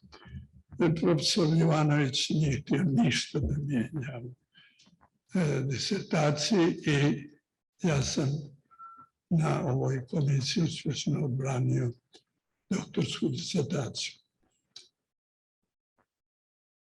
Profesor Dešić, pored Mašinskog fakulteta, je stvorio jedan veliki tim na čelu sa profesorom Vukanom Bulatom, koji je također izuzetno značajan za razvoj organizacije nauka i menadžmenta. I stvorio plejadu stručnjaka od osnivača univerziteta, rektora, bio je i predsjednika vlade, tu bilo puno dekana, profesora, naučnika i naučenih i visokostručnih eksperata na koje je profesor Dešić bio sve ponosan. U znak zahvalnosti profesoru Dešiću za razvoj kadrova i organizacijnih nauka i upravljanja, a pošto je profesor Dešić radio na jugoslovenskim željeznicama, autor je monografije menadžmenta u željezničkom saobraćaju, koju je izdao Saobraćajni fakultet 1994. godine, posvetili su mu monografiju sa prosvetom. Našem učitelju i velikom humanistu, profesoru Vukanu Dešiću, pioniru naučne misli, organizacije i menadžmenta u Jugoslaviji, posvećujemo zajedničko djelo. dr. Vujadin Vešović, dr. Vukan Dešić, dr. Stevo Eror, dr. Petar Jovanović, dr. Milan Kovačević, dr. Slobodan Vojvodić, dr. Svetlana Kostadinović, dr. Savo Vasiljević, uglavnom su bili sve redovni profesori. Toliko i hvala vam na pažnji. Thank you, Professor. I will make a small recap of this second part for all of the who's not speaking English. In the second part, Professor Vešović started talking about all the achievements of Professor Dešić, besides founding the Department for Work Organization and Postgraduate Studies at the Faculty of Mechanical Engineering. Namely, Professor Dešić was involved in organizing and teaching at the postgraduate studies at the Faculty of Mechanical Engineering at Sarajevo, Postgraduate School of the Yugoslavian Institute for Economic Research, which is now the Institute of Economic Sciences, and then various economic faculties in Belgrade, Ljubljana, Faculty of Organizational Sciences, and other. And also he was a mentor to a number of doctoral and master theses. At the Faculty of Mechanical Engineering, he was the first to introduce the postgraduate master studies during the school year of 1970 and 1971. The course was entitled Organization and Management. And as Professor Vešović said, he formed two groups. One was the so-called Yugoslav groups for the candidates from all over Yugoslavia, and the other one was from Belgrade.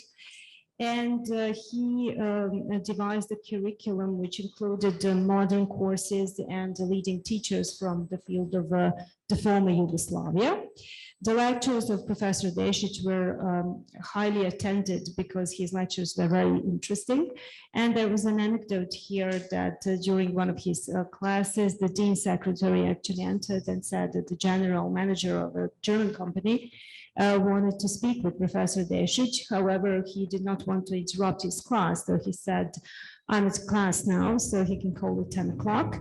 And afterwards, it actually turned out that this general manager wanted the professor to be involved in a project which would help organize their company. Professor Dešić also served as a consultant at a number of former Yugoslav companies, very big enterprises such as Energoinvest, Zastava, Elektronska Industrija, Niš, and so on. In the second part of the presentation, Professor Vešović actually talked about his own path towards master and doctoral thesis with his mentor, Professor Dešić.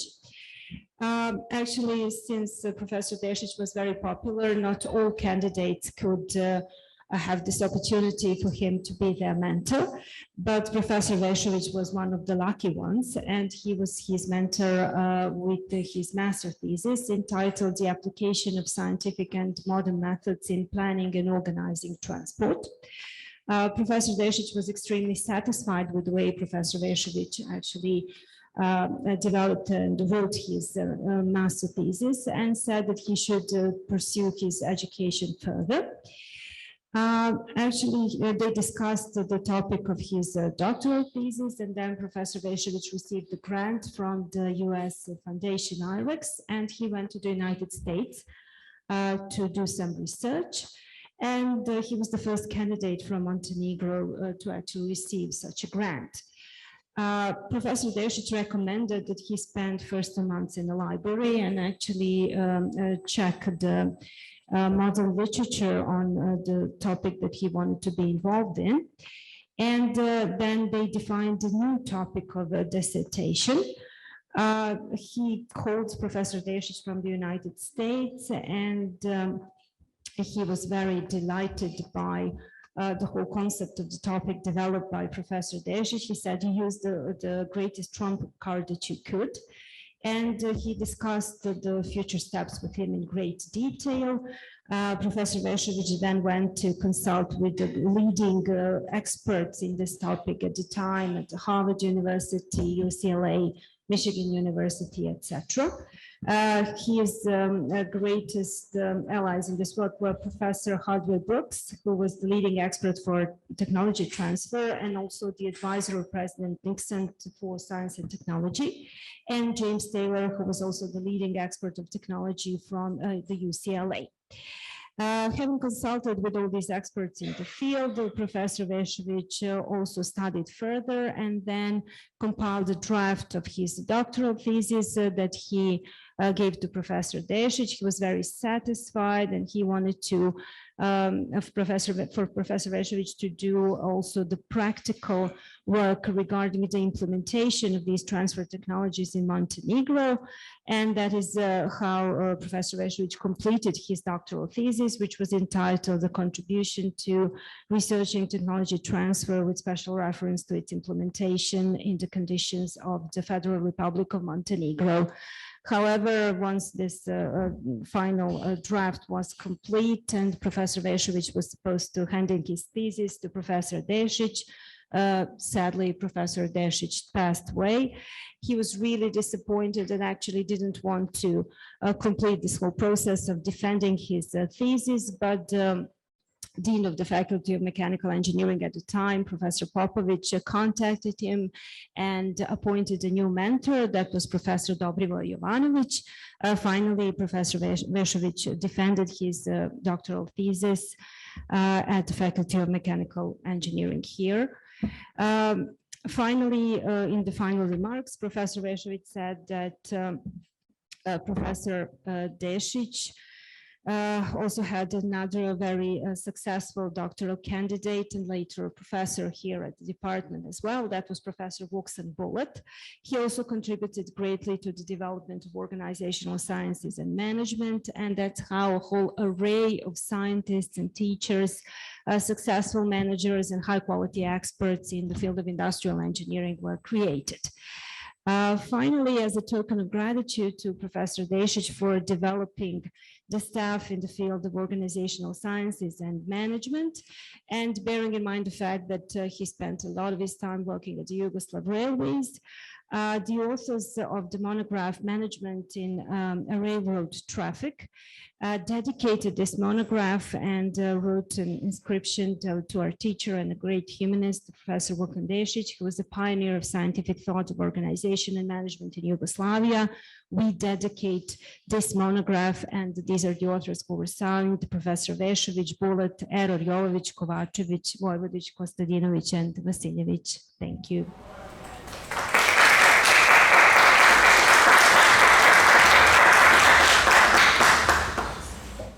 Thank you, Professor Vešović, and thank you, Professor Vesić-Pavlović. The next paper, Revolutionizing Engineering Department by Changing its Culture, will be presented to us by Professor Dr. Teodora Rutar Shuman. Good morning. Can you hear me with the mask? Will that be okay? So, first of all, I want to congratulate the Department of Industrial Engineering for existing 70 years, but not only that, for being an extremely inspiring and accomplished department. And I can tell you, I've studied here. I got my undergraduate degree in Belgrade, and some of the most memorable professors that I had, and I still remember to this day, were actually affiliated with this department. And so, so I'm very grateful for what they've done to me and how they opened my views of the world. I also want to thank Professor Dr. Vesna Spasojević Brkić for being an outstanding colleague and a very respected colleague and a great friend. She is one of the main organizers of this committee, and congratulations on yet another wonderful SIE conference. That's how we call it in the United States. And I'm honored, and I attended actually several SIE conferences in the past over 10 years that I was here. And thank you for listening to my talk. My talk will be a bit different than what we heard before, because I'm talking about something that I hope will be happening in the near future in this world. I'm going to, I just want to say that I got my master's and my PhD in mechanical engineering from University of Washington, that I've been at Seattle University for the past 22 years as a professor and department chair for the last 10 years. I'm department chair in mechanical engineering. And today I'm going to talk about our 6-year project sponsored by the National Science Foundation RED program. That is a program that includes about 20 departments across United States.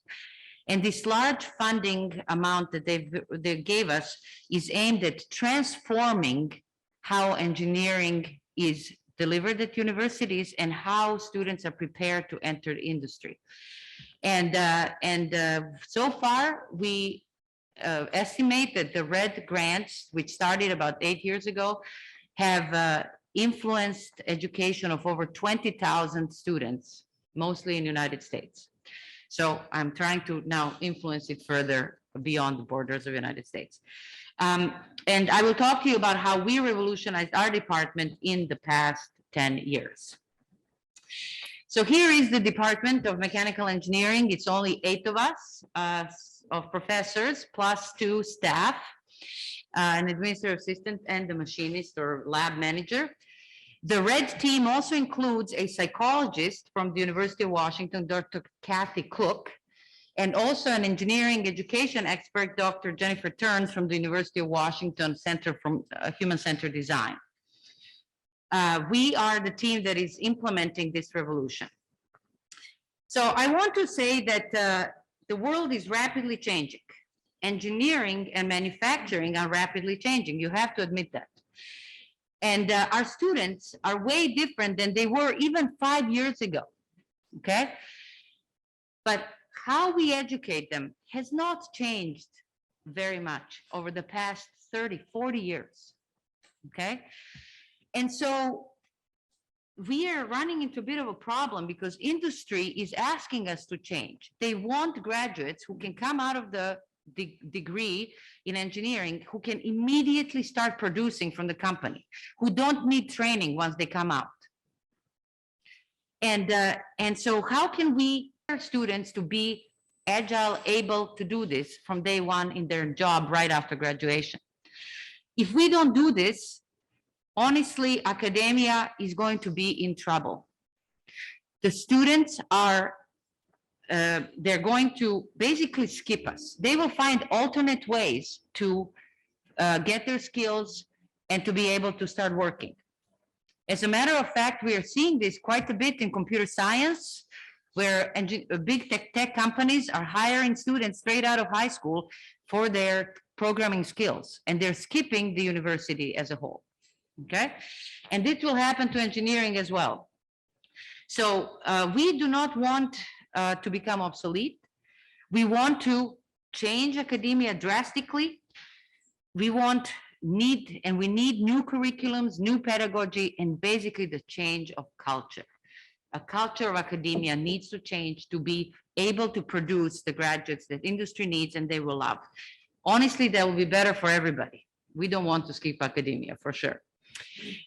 So what we did for this project in the beginning, through several in-depth discussions between professors or faculty, staff, and students, we decided to establish a departmental culture of engineering with engineers that fosters formation of engineering identity. This is a multifaceted program. So while students are doing engineering with engineers, they're supported by the mechanical engineering faculty, mechanical engineering staff, the RED team, the university facilities, the administration. We also hired an industry advisor who mentors students for several hours a week. We have many industrial partners, engineers who come in and talk to our students and work with them and mentor them. And then also there are external factors. For example, the pandemic has influenced all of us in how we do things, as well as the national American trend of diversity, equity, inclusion, and accessibility, DEIA, that is now penetrating into everything we do and in our students' mindsets as well. So we mapped out how we are going to do this revolution, how we are going to change. And we said we are going to change curriculum and pedagogy. We are also going to encourage faculty to be reflective and talk to each other. We are going to change policies for promotion. And we are going to change and work on our shared and developing our shared vision. Very important. And all of these 4 strategies are all interlaced with our connection to industry. So we know that the research is telling us that students are asking themselves these questions, okay? So who am I? What can I do? What will I become? Where do I belong? Okay? Those are the questions they're asking themselves. Those are the questions that are forming their identity. Identity is an important factor in people pursuing and persisting in engineering. In fact, it is the most important component in who we become at some point. If we develop engineering identity, we are more likely to succeed in the profession. Development of identity is a social process, okay? So our identity is shaped by the culture that surrounds us. Why identity matters? Identity influences whether people feel they belong to a group. It's a profession, it could be a department, it could be an organizational structure in a company. Whether they believe they can achieve, what can they achieve? What goals they pursue, and what amount and type of effort they will put towards these goals. So basically what we are talking here about is that the students who are immersed in inclusive culture that builds their identity will put more effort in what they do, okay? And so that means we need to make sure that we have programs that have the culture that enables such identity development. Students are not the only ones who are asking these questions. Professors and staff are asking the same questions. I've asked myself these questions all the time, including this morning. So the same applies to us who've been in the profession for many years. And the point here is, if we build this culture where we build people's identities and sense of belonging, that we will actually have the faculty who are more productive and who can achieve more and put more effort towards the goals, okay? But it's also important that that kind of faculty will be more effective in influencing the students' mindset and development of students' identities. So it kind of builds two ways by also building the inclusion within the faculty. So any change in engineering education nowadays, if you want a big change, you have to focus not only on the students, but also to the faculty and staff, okay? So that is where we are going here. So how can we move forward and change the culture? Okay, well, culture is changed through doing, through interactions. So this is what I'm saying. This does not only apply to academia, it applies to any groups of people. So first, what we do is acknowledge and celebrate what we do well, what we are good at, okay? Then we research and identify problems, okay? But when we want to solve the problems, we solve them together. So what we did was we assembled the professors, the staff, the students. We brought in industry, we brought in our alumni. We asked them, what can we do? How can we solve these problems? And we did it together. Also, what is really important in the process is to periodically connect on common themes. And why is this important? So that we can maintain a shared vision, so that we all feel that we are in this together. Once we function as a group, and this is hard in academia, because in academia, every professor is their own bastion of individuality, okay? So can we all work together, maintain this shared vision, and connect on common themes? So let me give you a couple of examples here of what we've done. One is how we developed our mission statement. So we had a mission statement for decades. And in 2018, second year of the grant, we took a summer retreat for a few hours and started talking about, do we need to change our mission? Or do we even need a mission? What is the purpose of a mission of our department? Why are we doing this? We started to question, we started to critique, But in the process, we started to also say, well, wait a minute, a mission can also help us define what we are good at and what we want to achieve, okay? And so in the process, we started to generate information to support the revising of the mission, and finally revised it into the mission of the mechanical engineering department is to provide a technically rigorous, design-focused education in a collaborative environment that emphasizes individual attention and connections to industry, while preparing students to help create a more just and humane world. The focus on improving engineering education united the faculty. We developed a shared vision of building together this culture of engineering with engineers. Okay. And so the next example was another very big, much bigger example. This one took 2 years. The other one we finished in a few hours.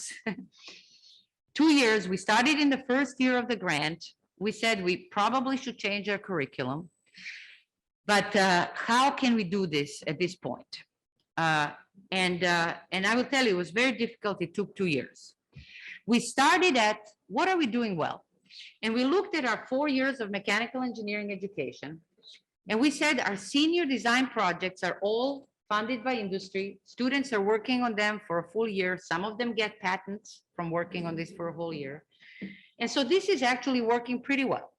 They're mentored by industry. We don't need to change much, okay?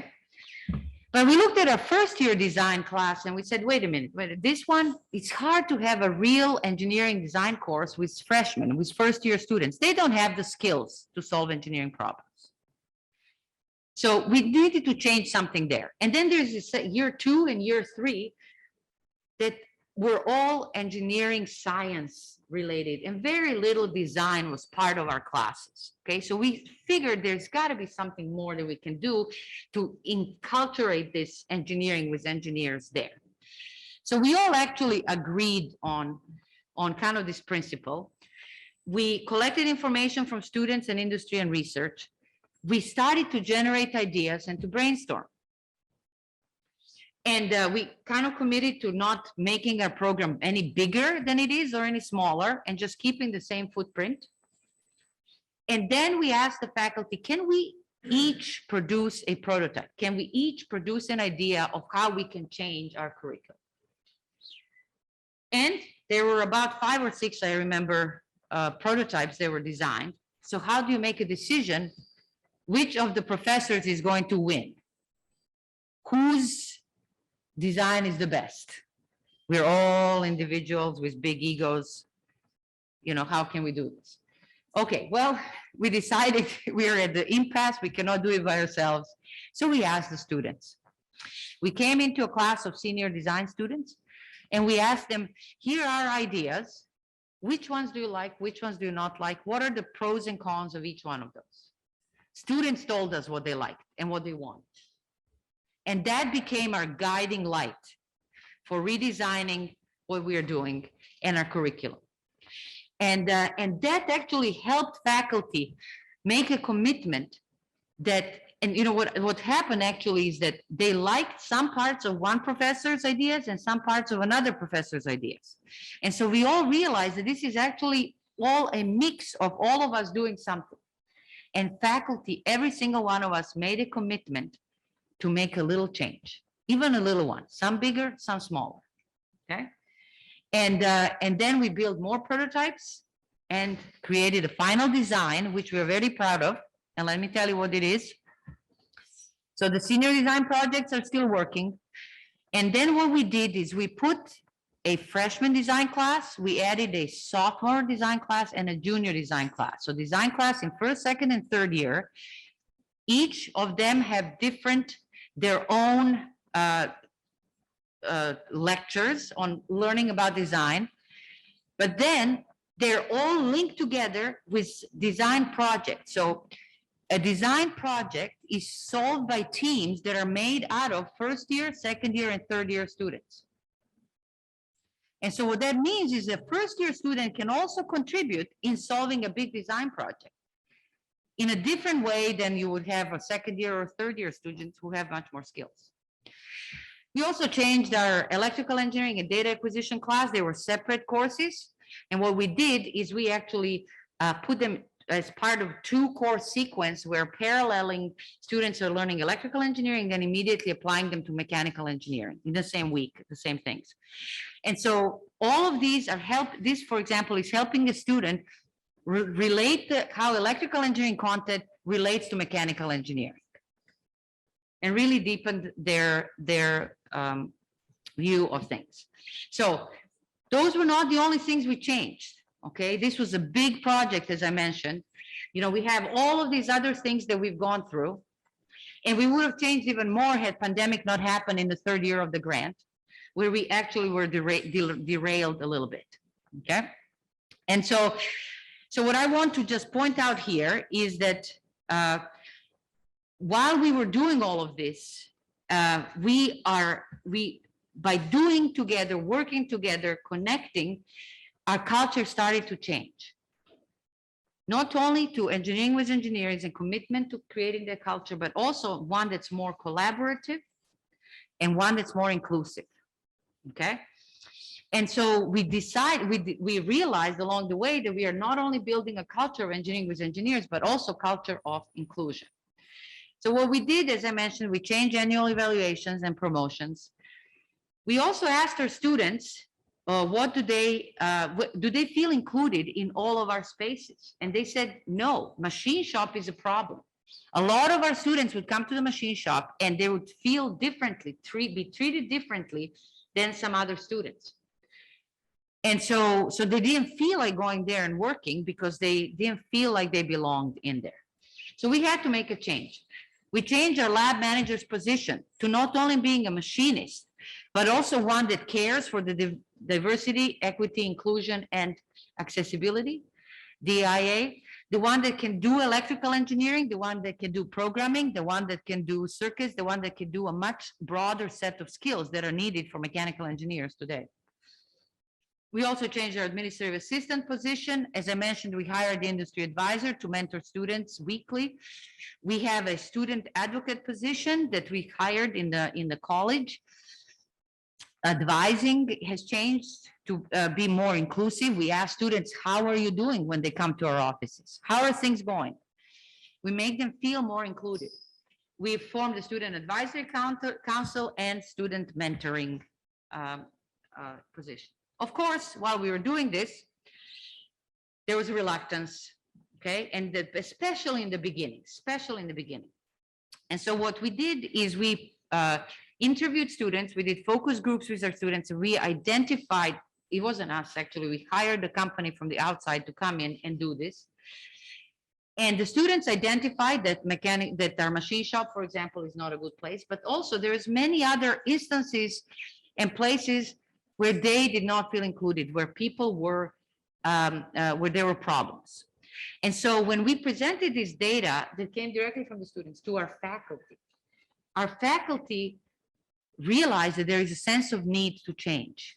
We cannot do things the way we used to, and the way we believe, we believed we are doing really well, of course.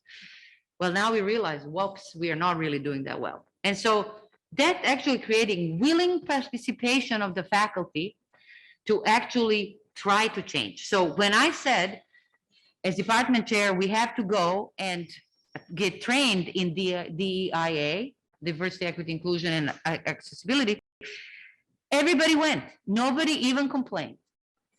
Okay, so etc. So people started doing this and started working, as I mentioned, on many other things.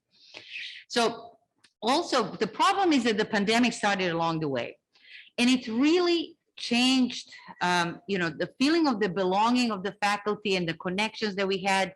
Really a little bit dissipated because, over a year we were teaching from our homes. Our buildings were closed. And so how do you connect with your colleagues? How do you exchange ideas? How do you build this common vision? And so that's where we actually started to express in our last summer, 21, in our retreat, we started to talk about a desire to connect. And we started to talk about, can we have a connection and and times when we actually connect. And we develop these teaming sessions, which I will talk about in a second here. And so what this is here, these teamings, monthly teamings, are short sessions, like an hour out of a month. Professors don't need to prepare. We just have to come to this meeting. One of us comes up with a question that's focused on recent experiences that are similar for all of us. Like when we went back to teaching in person, how was your first week? Okay. Or how did your teaching change from what you did at home on your computers to what you're doing in person, etc. How is the grading going, and so on. And then we allow 2 minutes for each faculty to talk, and staff. Staff are involved in this too. And then one person talks, and then they call on to the next one. We call this popcorn method. So we go from one to the other. And after everybody's done talking, then we start saying, well, can we make some connecting thoughts here? What are sort of our overarching ideas? And we start debating this and start moving cautiously beyond individual contributions. And then we write all of this down on a little Google Sheets or something like that, so that we have some trace of what we're talking about.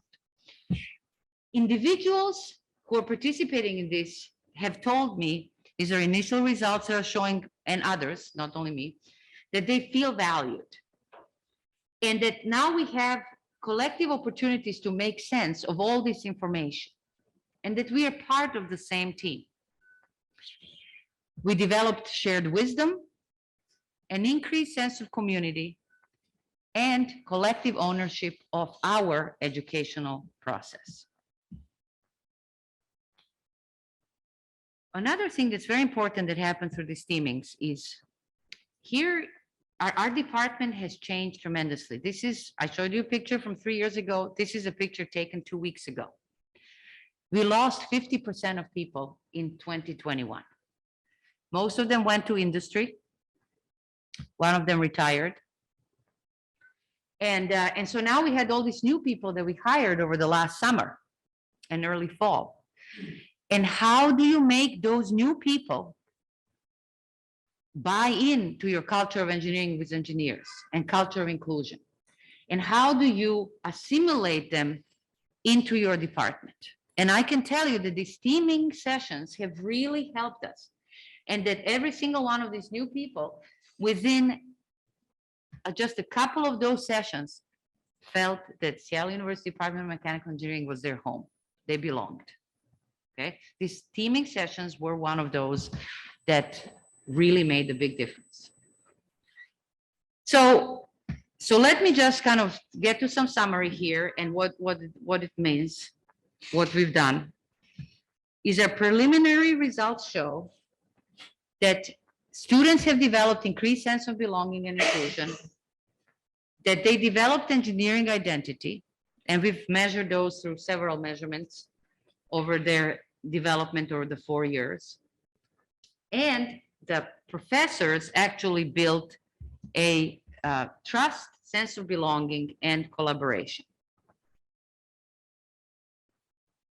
So one more time, how do you make a transformative culture change? Acknowledge and celebrate what you're good at, research and identify problems, solve them together, periodically connect on a common theme to create a shared vision.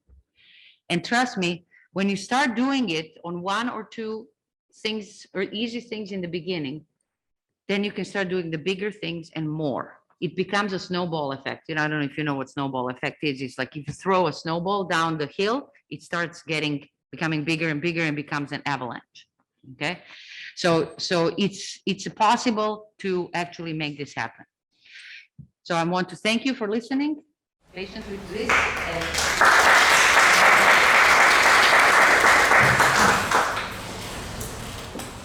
Does anybody have any questions? Yes. I feel it's more like technical question. When industry comes to faculty and ask for help with some project, who is responsible for the success of the project? Are professors? Is a professor responsible, or the students that are in the project? And who decides which student goes to which project? Yeah, so we are doing a lot of projects. So every year we have senior design projects that are sponsored by industry, and we have a contract with industry, which actually specifically says that this is for educational purposes, so that the industry does not expect the results, okay, that are at some point. However, we also talk to them and tell them, if you put more time into working with the students, you will get a better product from them. And in fact, most of our projects are extremely successful. Almost every year, students get patents for what they've done. We have had projects that were implemented that are running at the, for example, Kenworth Truck Company at the Mount Rainier National Park, et cetera, et cetera. They have been very successful over the years. And so, the students are motivated to be successful. And why? Because they're presenting at an open forum at the end. They're writing the reports, and they're talking with these mentors. And a lot of students get jobs from these connections. And so they're motivated, but the industry is also motivated, and that's why they pay, is because they can get then the students, they can identify who are the good students and who are the potential people that they want to work with. And so then they hire from the pool of the students that they've been working with. So it works for both ways. Yeah. And then for these other ones that I mentioned, the vertically integrated design projects from first, second, and third year, those are pro bono. The mentors from industry, they come in and they just talk to us and talk to the students, and some of the connections are with Zoom, some are in person, and they're helping the students, and it's, you know, it just fulfills their heart that they can help that. And we have no problems getting those mentors, but it's only a few hours of their time. Yeah, those are much less. Great. Any other questions? All right, well, thank you very much.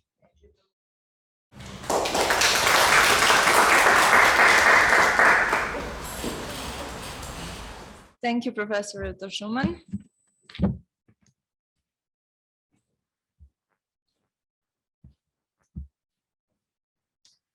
Dr. Paolo Bragatto is going to be our next presenter of the paper Cyber Physical Systems for Occupational Safety at Industrial Sites, Opportunities and Difficulties.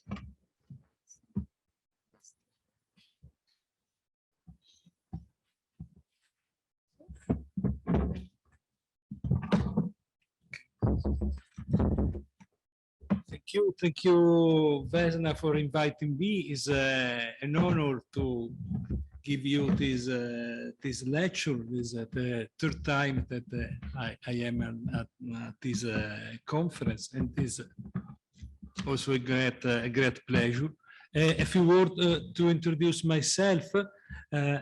I worked in industry for 10 years, and then I was in a research field for 30 years.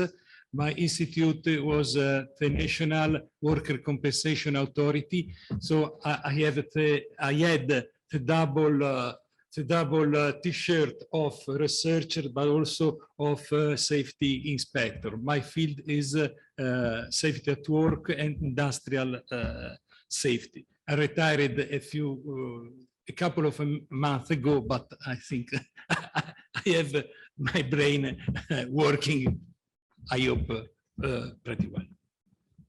So the presentation is about the cyber physical system. There are a lot of development, a lot of proposal, prototype, and now also product to improve safety through cyber physical system. There are also a lot of money funded from research funder focused on cyber physical system. So it's important to understand the real impact of this system and the potential of this system, and also the difficulties, the threats. Cyber physical, what are cyber physical systems? Smart systems are systems that exploit the potential of innovative technologies, including pervasive sensor, identification system, communication protocol, cloud computing, machine learning, digital twin, augmented vision, virtual reality, and so on. In a nutshell, through smart system, safety take a full advantage of the enabling technologies. Thus, the new trend of safety based on smart solution is often called safety 4.0. The term is effective, but the idea that the cyber-physical systems are sufficient for a major improvement in safety is a bit misleading.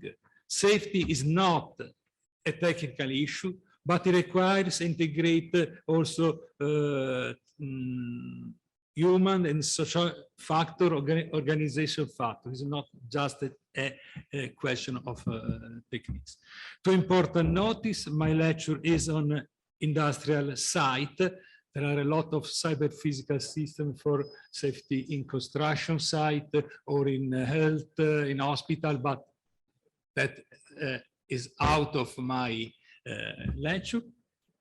And after question, robot, cobot, and unmanned vehicle are interesting field, but they pose much more problem for safety than solve. So they are out of my presentation.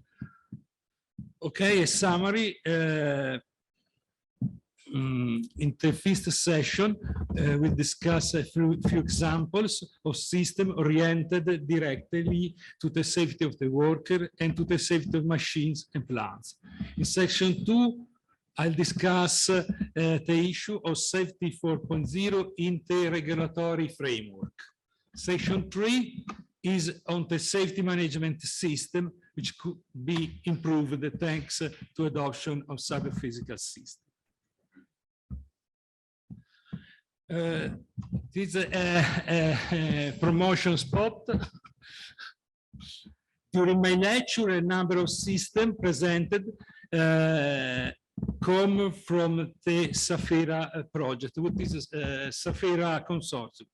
What is a SAFERA? SAFERA is a transnational partnership participated by 16 funding organizations that fund research on safety, belonging 12 European countries, including Serbia.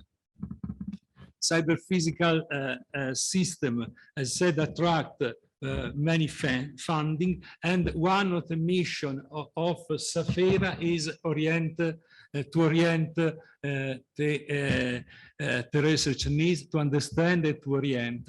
SAFERA launch every year a call on specific topics of safety. So stick around and pay attention to the call.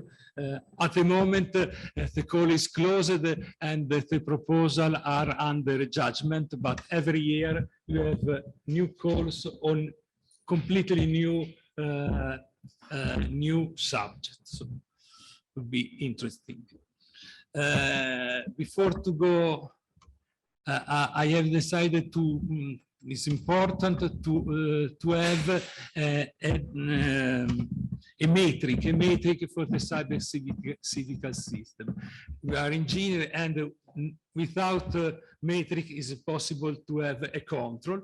So I use two factors, the effectiveness factor and the readiness factor. Readiness factor come from the research demo to real industrial product, 1 to 4, and effectiveness go from a generic improvement to a real improvement, able to reduce really and in a quantified way the probability of a negative event, at least 1 order of magnitude. So in this case, the system could be considered a really effective, useful cyber physical system. In other cases, is a sort of widget, is a gadget. Oh, okay, but interesting, nice, but not really effective. Let's start speaking of workers.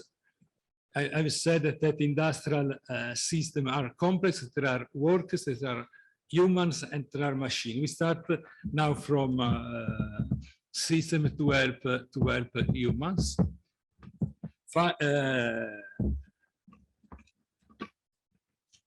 The very first cyber-physical system application were developed for construction, not for industry, because in construction there are a lot of injuries, a lot of accidents, of dead person. The first system were quite a simple sensor put on the personal protective equipment, and a location system just to control when the worker, when enter a dangerous area, have the personal protection equipment. So from a technical point of view, quite a simple system using a tag on the shoe, on the gloves, on the helmet, and location connection. But here you have also, I'd like to show a different application. Is not very new. It was developed a few years ago, but is for a tool machine.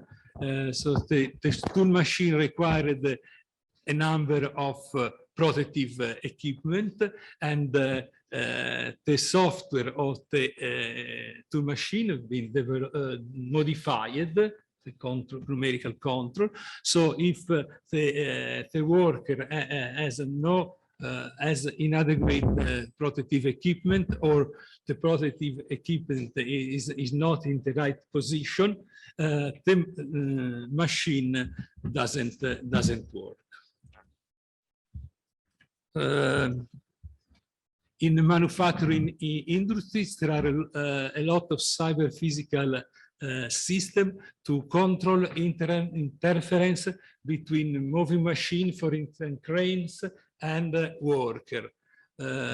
If many of these solutions, many of these applications were not so efficient and really disappointing. Why? Because these applications are often developed as just as a widget, a technical gadget.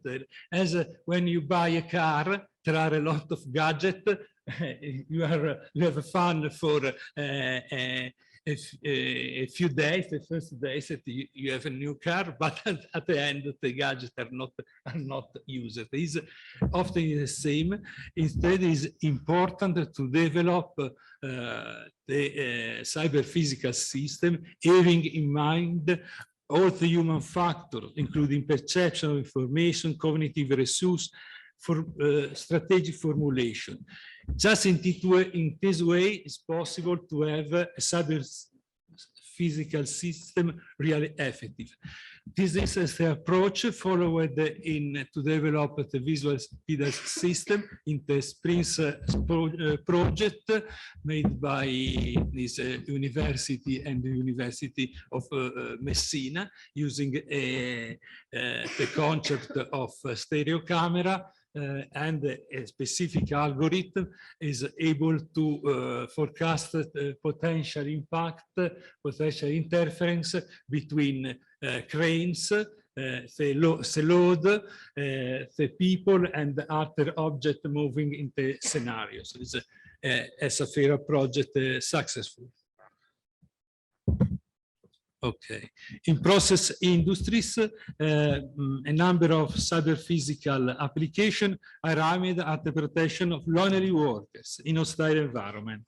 Hazard is due to the congestion of lands and structure and the presence of energy sources, but also of hazardous material, flammable or toxic. In a nutshell, it can be said that there are sensors worn by the worker, a sensor distributed in the environment, connected wireless each other through specific communication protocol. Intelligent tags identify the source of dangers, the first aids. Alert is sent directly to the worker using, for instance, smartwatches or something like that, worn by the worker. The signal is replicated also to the supervisor in control room to arrange intervention in case of needs. On the basis of this general architecture, many applications have been developed, encountering and overcoming difficulties. First of all, the presence of large metal masses, which hinder the use of a medium range communication, for instance, Wi-Fi. Wi-Fi is not possible using Wi-Fi in the presence of large metal masses, typical of a few industry. That for the researcher to think about the short range communication for the most congested area. Further problem is the potential presence of smoke in case of emergency, which obstruct the view. So in this project, is another Safira project, even with smoke completely obstructing the area, it's possible to see through a number of sensors distributed and using sensor position and gyroscopic sensor to control the movement of the work. So even with smoke, the worker trying to help the colleagues is not blind, an important help. Okay, this is the very last development of system for lonely worker. Yes, the concept is similar, but now the protocol used is much more effective. Is the LoRaNet protocol. The sensors are much more effective. They in this system used electrochemical sensor and catalytic sensor. And one problem is the consumption. In the recent development, the battery lasts for 1 working week. That is very important. So that's very important to help lonely work operators. Other aspect is the compatibility with potentially explosive atmosphere. ATEX problem has been solved. So the concept is the same of the very first application, but it is much more effective. And the position is not just a two-dimensional position, but three-dimensional in a three-dimensional layout.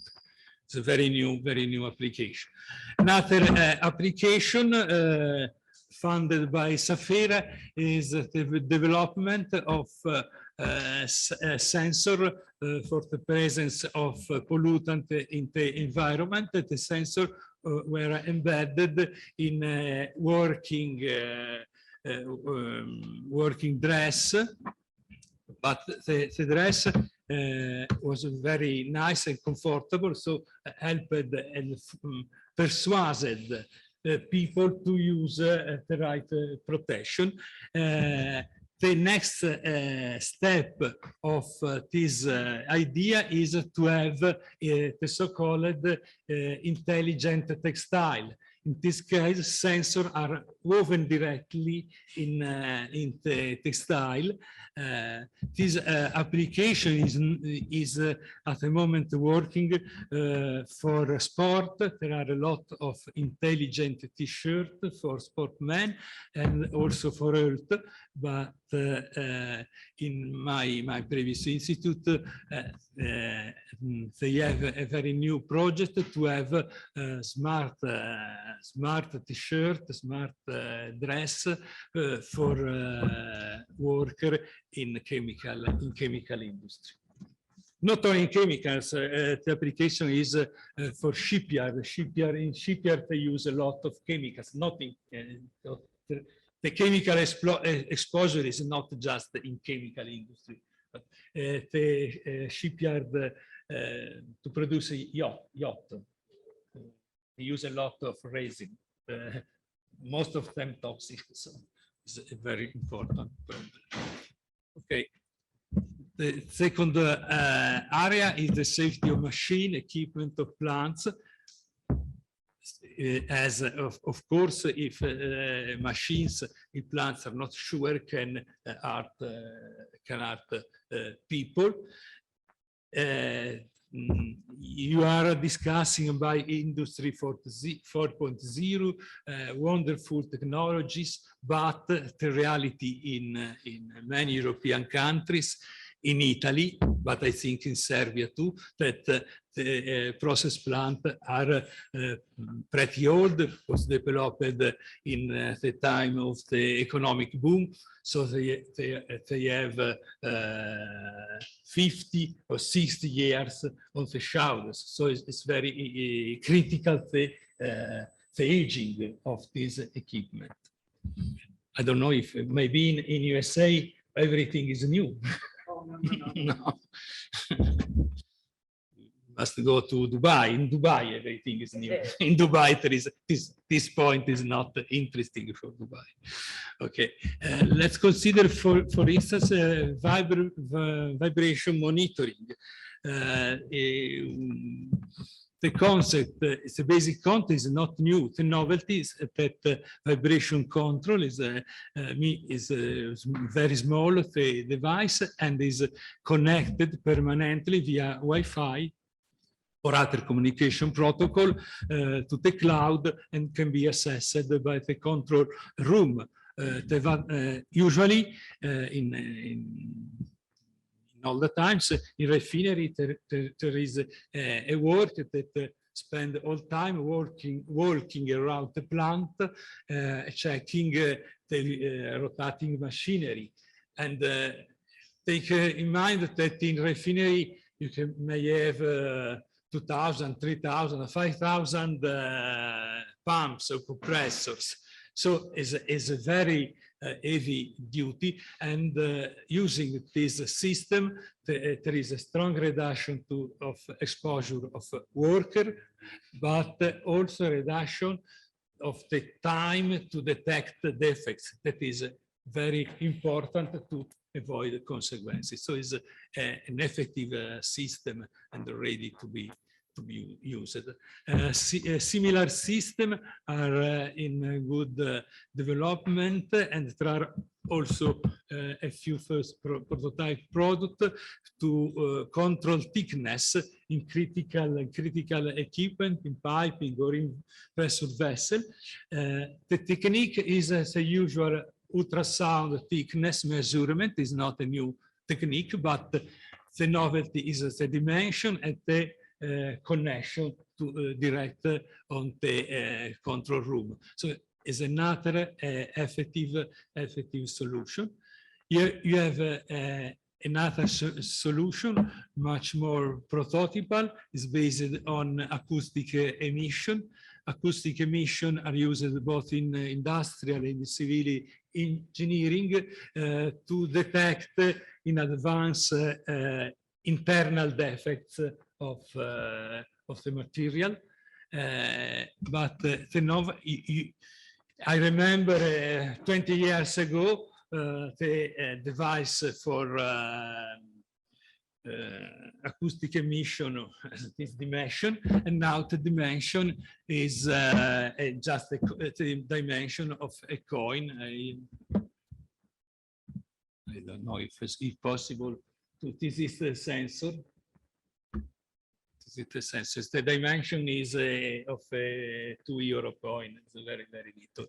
So it's possible to build a network of sensors connected each other on the critical equipment and send it to the cloud. And so having in advance the presence of defect. So this all of this information coming from the field may be very useful for the manager to make a decision. A lot of sensors provide fresh data useful to make decision, but it's important also to have information to organize everything. And information come from smart tag distributed in the plant. There is also a very good, now very good ITC platform. What is other things to develop, very important, is the modeling. How to use this data. It is necessary to have a modeling to understand. In the case of maintenance, in the inspection, it's important to develop modeling of deterioration. For instance, using models such as Bayesian model or other things. In the very last session tomorrow, you can see a nice presentation about a model developed to control the deterioration of atmospheric storage tank. It's a very nice presentation. It's the very last, but is so I recommend this to follow presentation. Regulatory context is very important. Safety, occupational safety, industrial safety are strictly connected to regulation, to legislation. So a few examples. This is an example developed with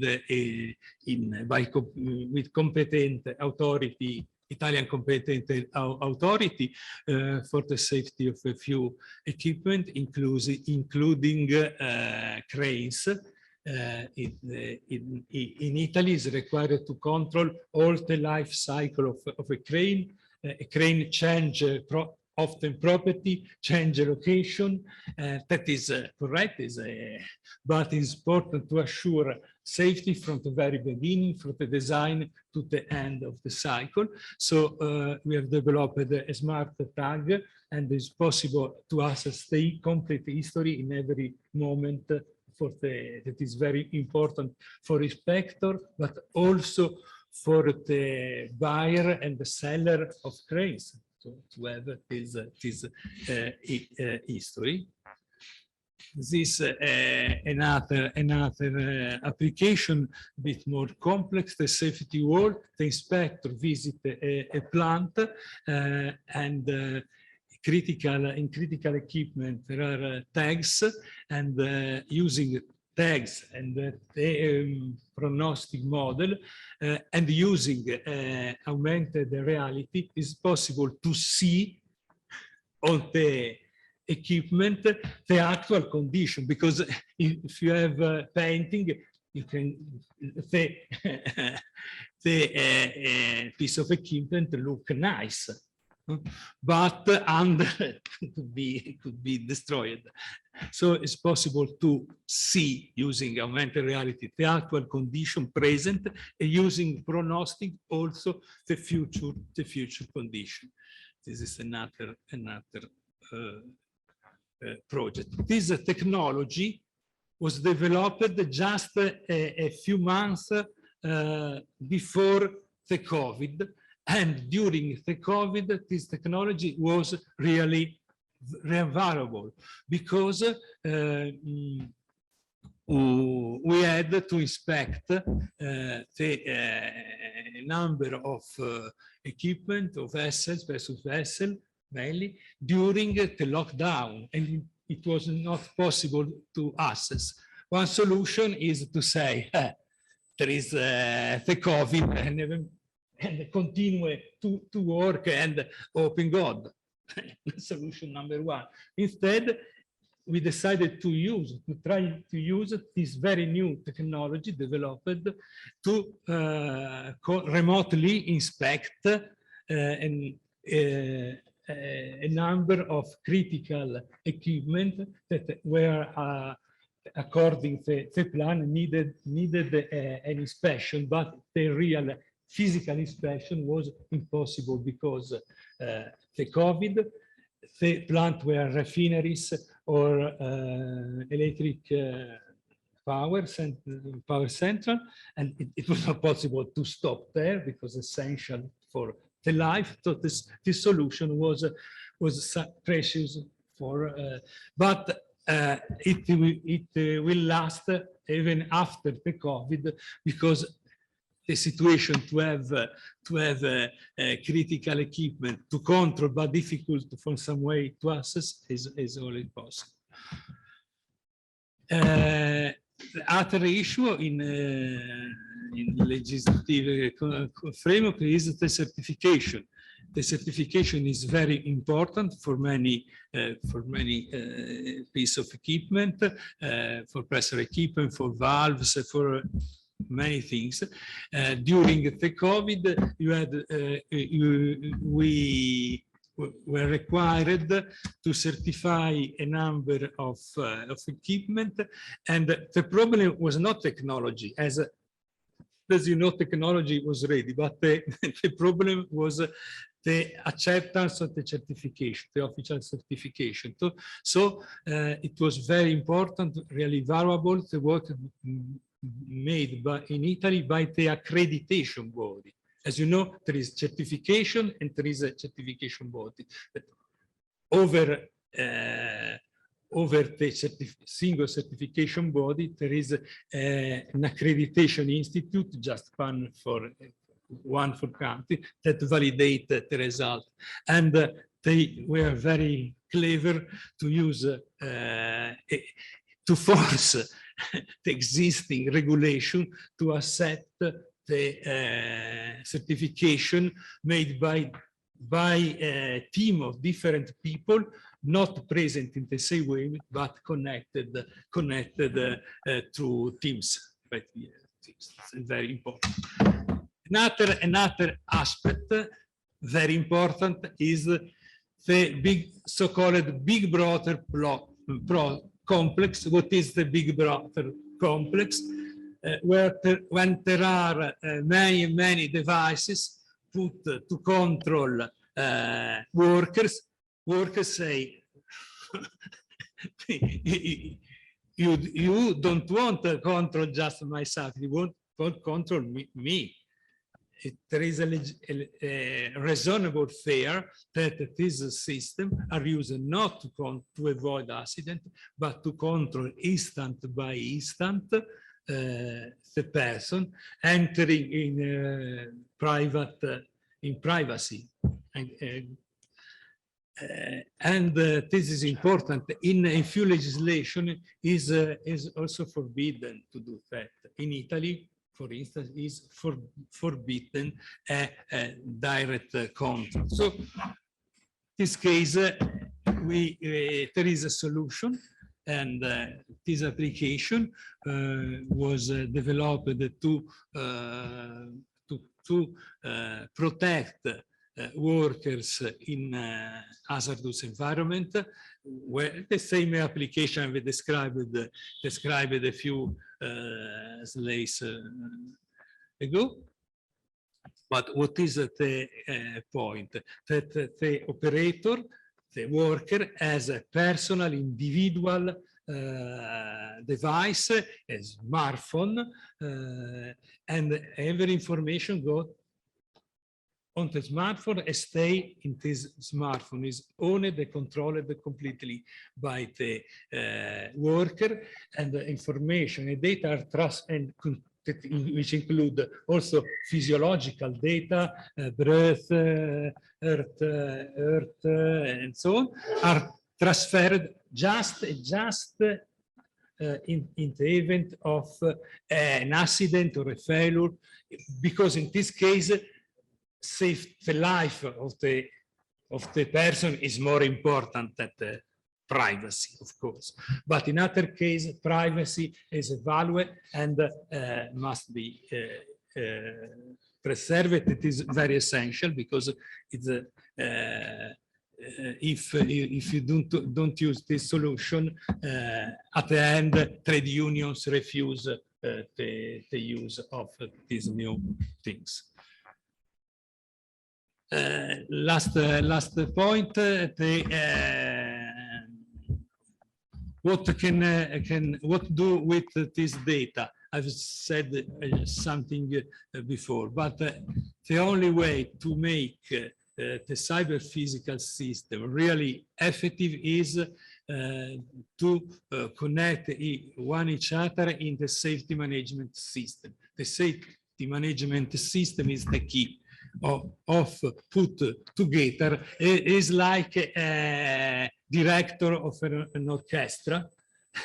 If you have a lot of good musicians, but without a director, everything goes in different direction. So it's most important to have the director of that, and that is the safety management system, but it's important to have a safety management, modern safety management system. In this picture, there is the model of ISO 45000 is the new safety management system for occupational safety and health. So it's important to send every information to the system to allow and exploit. A few remarks to conclude my lecture.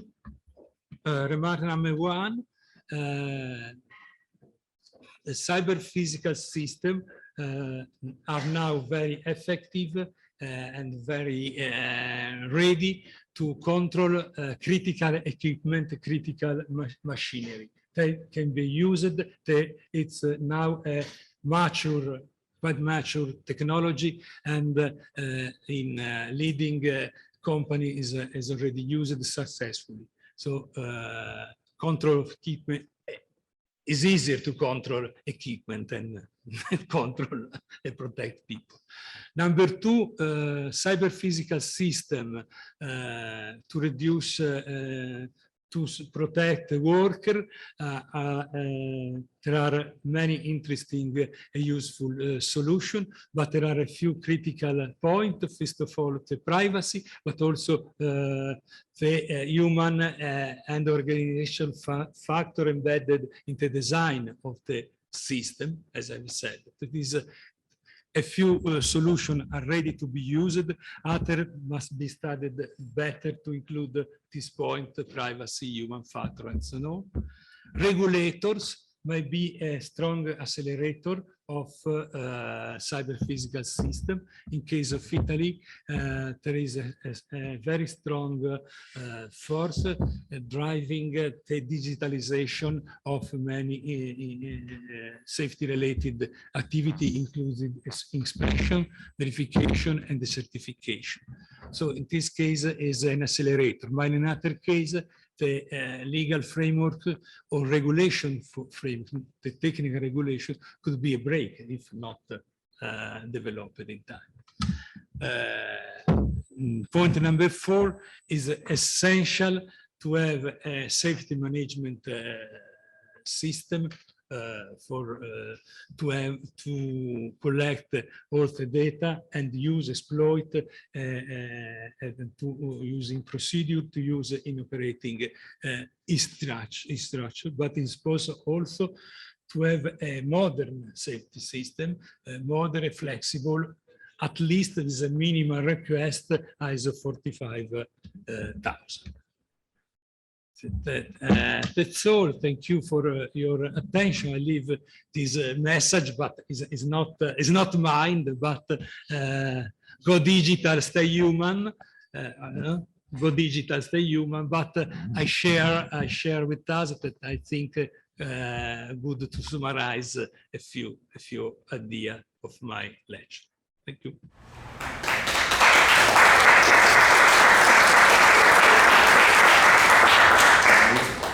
Any question? You classified one of the solutions as simple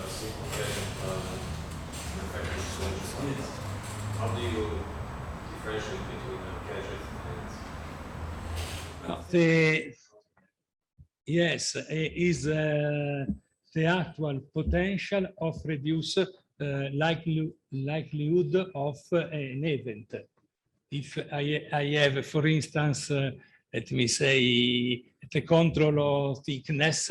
If you control the thickness, the probability of a random rupture in this point is much lower. So it's quantified, for instance, 1 magnitude order or more. In other cases, it's very difficult to understand the actual benefits and maybe just something very vague, very undetermined. This is in the sense of my classification. So it could be nice, but not really not a real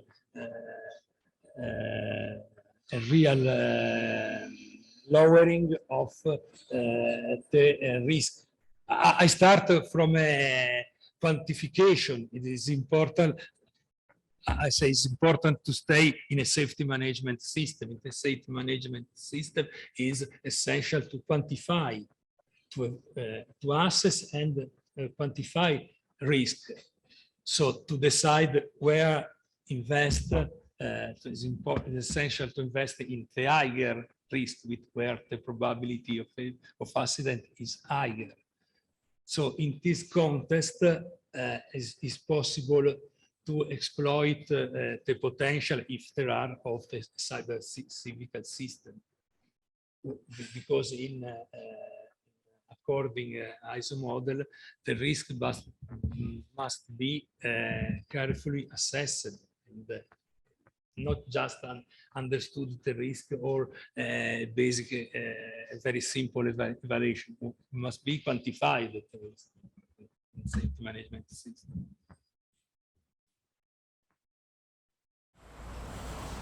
I would like to just kind of make a comment, and maybe you can say a few things. So in the past 10 years, we had 2 crane accidents near Seattle. One of them was building a Google building, and the crane fell and killed 3 people, and other ones. And so I was just wanting to get from you the idea of the big picture, like how well inspected are those cranes in the United States versus Europe? Do you have any information about that? As I know, the technical inspection of safety component in Europe and in Italy is much more strict than in USA. In USA, there is a different organization. Usually, most work are made by private firm. In Italy is under the control of public authority, but most control are done by certified bodies, independent, not standard. Not everything is under the public direct, made by public employee, but anyway, everything is controlled and supervised by public authority. For instance, when if there is a body is authorized for instance, 5 years to make a control, but random, the authority go to the same place and repeat the control to verify if the control is good or not. This system is working pretty well, but anyway, a few accidents are also in Italy. No, we are not completely excellent, but we try. Okay, thank you. This device that you presented is measuring the presence of toxic material in the air. It is based on some commercial. It's a commercial sensor. The system, the sensors are very new, the highest level in, but are commercial sensors based on catalytic. No, it is okay. Electrochemical sensors are very common, called the nose. Electronic nose are used also in the environment for the present. But catalytic sensor are much more effective and much more expensive too. But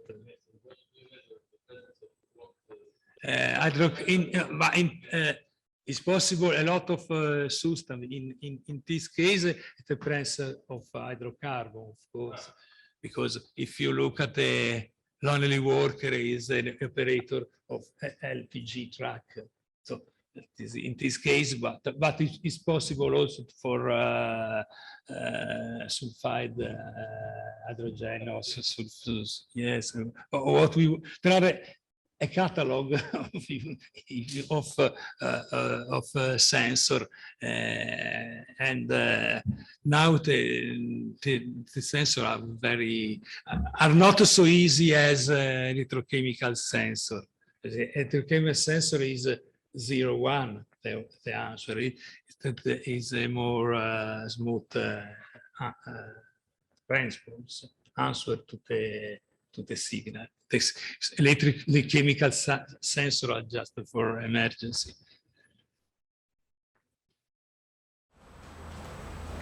You said that privacy issues can be critical. Yes. Can you give a real-world example for that? It's very simple. In Italy, trade unions refuse to use. If the trade unions say no, it's impossible to use. Anyway, in traditional organization, if you have in mind, for instance, Deliveroo or other platform-based type of work. Do you know Deliveroo? With delivery the food at home, there is a service. There is no Deliveroo in Serbia. Deliveroo. No, it's a company, and it is a web platform. You can go in this platform, require food. There is a man or a woman that deliver in a few minutes the food, pizza or the food, and what is it is a sort of worker, but he works just if is called. And is completely controlled the time spent to arrive. If the reaction of the customer, if the customer gives a smile or a hurt, it's okay. If the customer don't give a hurt, a smile is bad for you. You go in a blacklist. So this is a form of control.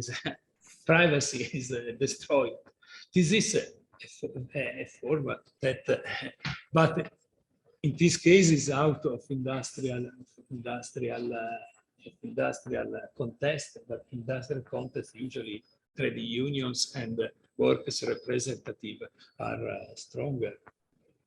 And so, if the workers' representative, the trade unions, don't accept the solution, there is no way to continue, as in my experience.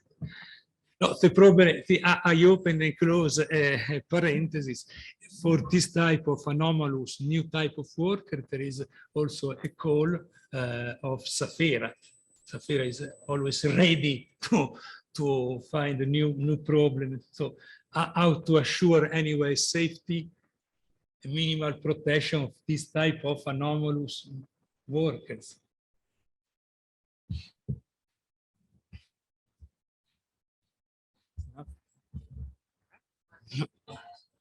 Last question again.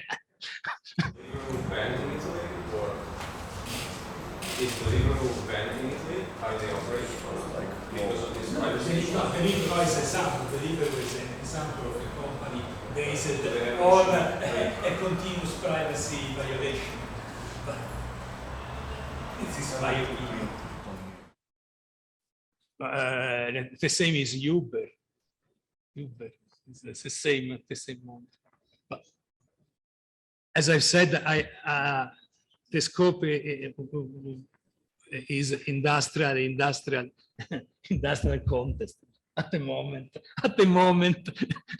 We have a physical, real workers, not a virtual. Okay, that's all. Thank you. Thank you very much.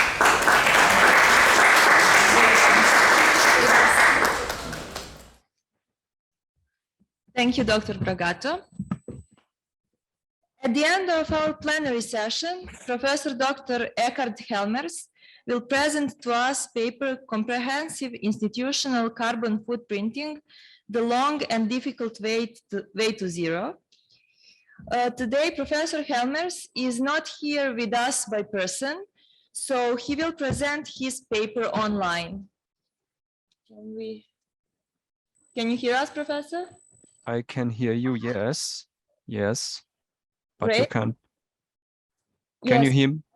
Yes, yes, we can hear you. Okay, wonderful. Oh, the floor is yours. So it's wonderful. Martina, thank you very much. And thank you for the excellent preparation of the conference. Thank you very much. And also, I'd like to thank Vesna for the invitation to talk to you. It's comfortable to be in Germany this time. But let me say, I have been in Belgrade a few years ago, also at the university, and I liked it a lot. So it's my pleasure to talk to you. I hope I'm not eating up too much of your coffee break. Maybe it can be shifted a little bit. So it's a pleasure to talk about, if you like, a survival question. How can we achieve at zero carbon dioxide emissions in the future, which we should? And there are many data and a lot of discussion in the public about that, and many people are communicating that this is easily possible by the latest in 2050. But the problem is they don't talk about the same things and the same numbers, which makes it a bit difficult. And this is something I have been working about by quantifying carbon footprints of university campuses. This works as well for industrial sites, administration sites, and so on. So zero carbon emissions, why zero? Let me just in very short words introduce that again. Still, already we have reached some 1.2 degrees Celsius worldwide in additional temperature increase. And if we continuously emit the same amount of carbon dioxide compared to today, we will we have now 1.2 degrees of Celsius, but we will arrive at 1.5 degrees by the year 2034 in Germany already in 2026, as data say, and we will arrive at 2 degrees of Celsius in the year 2060, which is believed as the guardrail. Higher than that, there will be probably some catastrophic changes on Earth. So that means we have a budget, and we need some projections how we consume this budget, and when the budget is spent, we have to arrive at zero carbon emissions. And there are a lot of projections published, but these say for the European Union, and this is now an official target of European Union and the member states, that we should arrive at zero carbon dioxide emissions by the year 2050. And that is very difficult to reach, particularly in mobility. There was no option working so far to reduce emissions in mobility, but probably in the future. So this is, the background. I'm working at this beautiful campus, opened some 25 years ago. It's a very rural location in Southwest Germany. And this campus is marketed as a so-called zero emission campus from the beginning on. And it needed some 15 years for me to critically ask some responsible persons, how did you quantify that actually? And the answers astonished me a lot. They told me that, well, we are consuming green electricity and green renewable heat, 100%. So that means we have no carbon dioxide emissions. Is it really such easy? And what's the background of this? This was something I since then investigated, and that was a long journey of some years, to be honest. And I wanted to know what's the truth, and I wanted to know the whole picture. And these projects have now been completed and published by this year. So the first questions were, okay, there is the energy consumed, but what about tap water consumption, wastewater emission? That's not for zero carbon. What about other wastewater emissions, material consumptions? And there are, of course, some combustion engine cars driving around the campus, even official cars. What about these? Obviously, that all has been ignored. And the people have some argumentation. I will show you later on.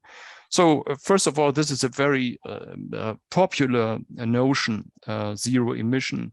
I mean, who else should go forward this way, if not the universities? We have the competence and the knowledge and the science.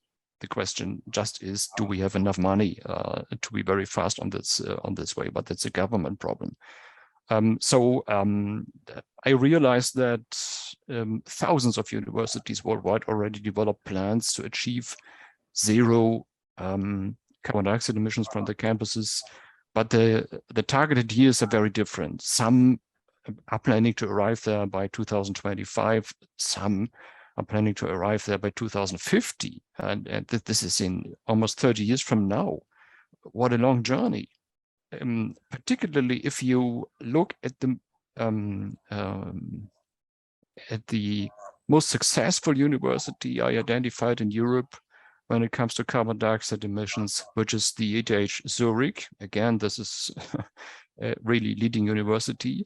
They started to quantify the carbon footprint back to the year 1990. And since then, that is more than 30 years, they were trying to reduce it. This is the long way. And the problem is we don't have so many decades left to do that.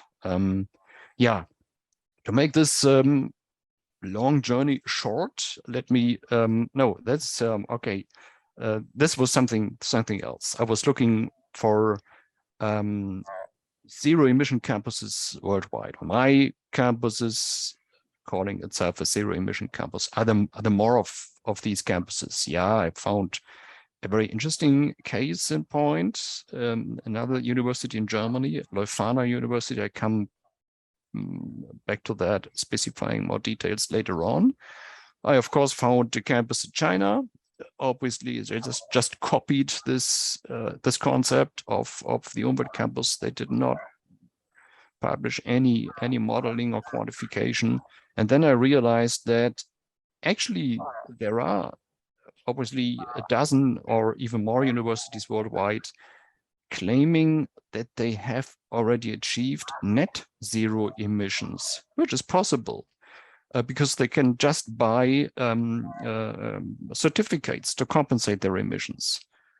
If they have enough money and they can do that, then they are allowed to spend their money in buying certificates. They can easily arrive at zero emission. But this is something which should happen at the end. I come back to that later on. So it's working. To make the long journey short, let me summarize that the whole composition, the whole carbon footprint of a campus, an industrial site, and so on. There are three parts, three sectors, A, B, and C. I've called them A, B, and C. This is the upper two, A and B. They make up the use phase. Usually just use phase data have been quantified, measured, and modeled. And then the remaining part is the embodied, the infrastructure, the carbon dioxide coming with the infrastructure on these sites. And the building engineers, when they talk about the building life cycle, they mean the parts B and C, just the building energy consumption over lifetime, and the embodied energy, which is construction, infrastructure, inspection, maintenance, and repair, and some else. So they know that, and this is what they call building life cycle. But in the total, we have A, B, and C, of course. If we want to know the truth, we have to quantify that all. And then let's see where we end up and how we can reach zero somewhere in the future. So the problem is now that if you search literature reports, you're realizing that they are talking in different languages. Some quantify just the energy consumption of their campuses, nothing else. Most quantify energy consumption plus some other use phase impacts, mobility, materials, water wastes, but usually only parts of this sector here, and almost nobody quantified everything, the total, including the embodied impacts. I wanted to change that, and that needed some years to do so. But that's not all. It's even worse. There are different methods to quantify emissions. Some quantify territorial carbon footprints, and others, like me, quantify ecological carbon footprints. What does that mean? The territorial method of carbon footprinting, that means counting the emissions following a complex scheme developed by the UNFCCC and the IPCC. And this is focused on mainly preventing any duplicated accounting of carbon dioxide. And they have developed this scheme to check whether the states meet their pledges to reduce carbon dioxide, the nations. Yeah, this is a view from top down, if you like. The countries are developed, and inside the countries, there is a sector separation, industrial, mobility, households. This is all separated. And outside the country, everything is forgotten to quantify the impact of a country. My perspective, and that should not be our perspective, because we are consumers. You and me, we are private consumers. Our universities are institutional consumers. Companies are institutional consumers.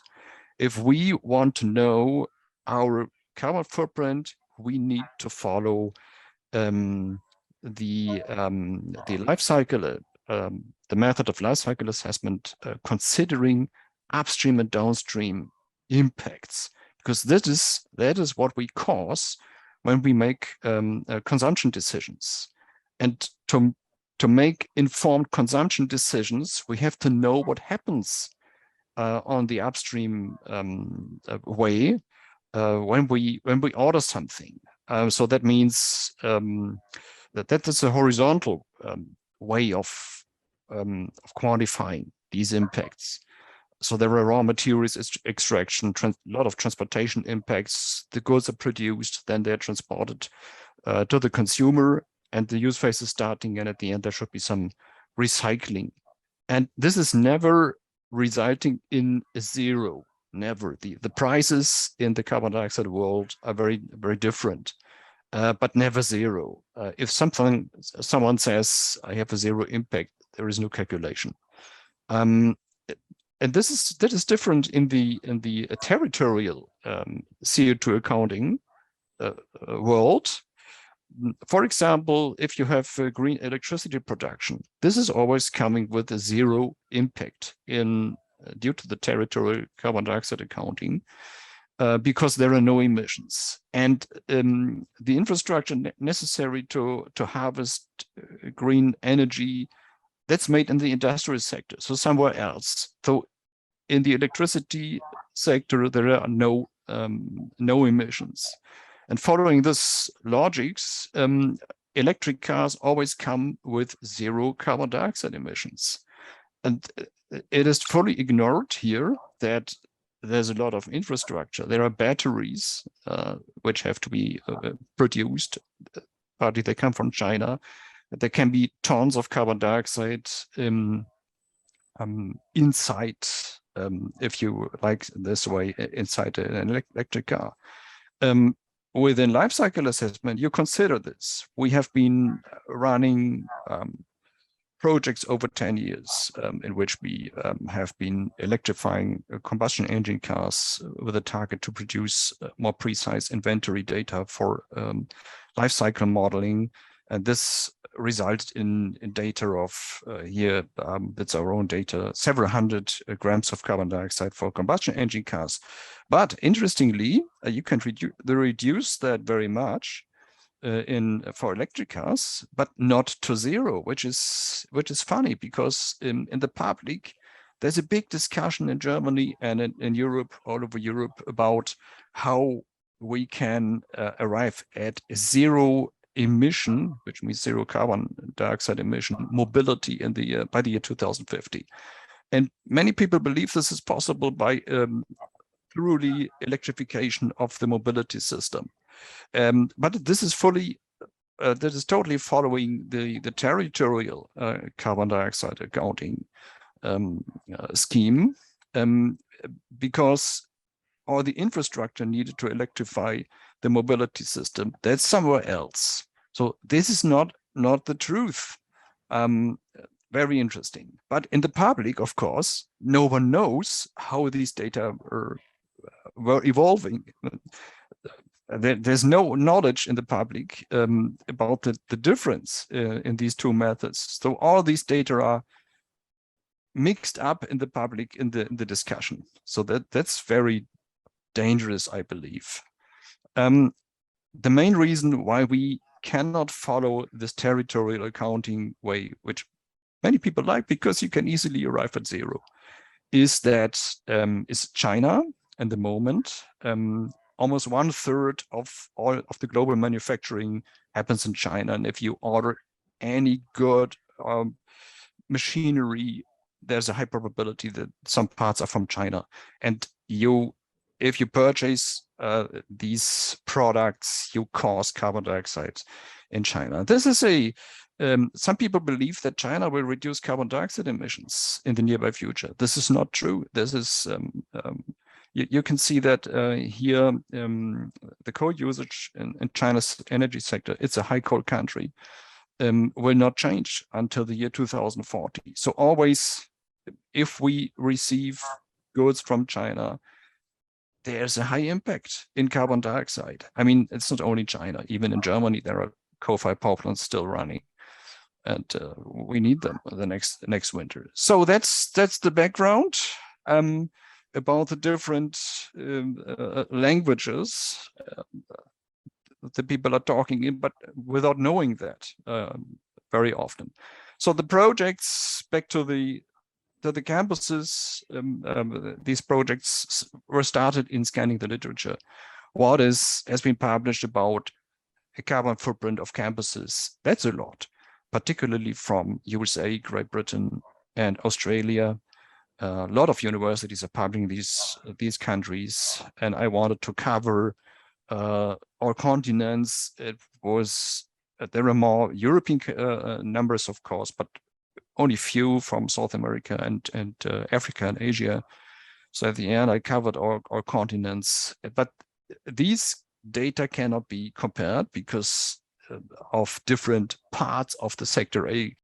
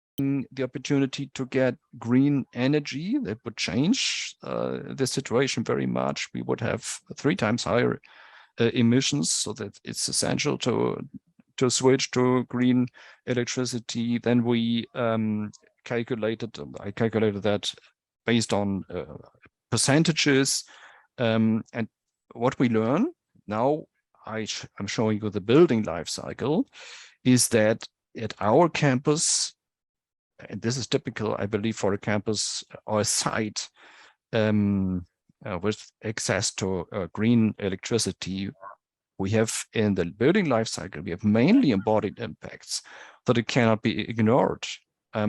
If we would not consume green energy, then the situation would be very different. That it brings me just a few slides, I think 1 or 2 left, to a very interesting case in point, which is another university in Germany, Leuphana University. They claim to be the first zero-emission university without buying certificates to compensate their emissions. And actually, yeah, that's, I believe that's, I have remodeled the data.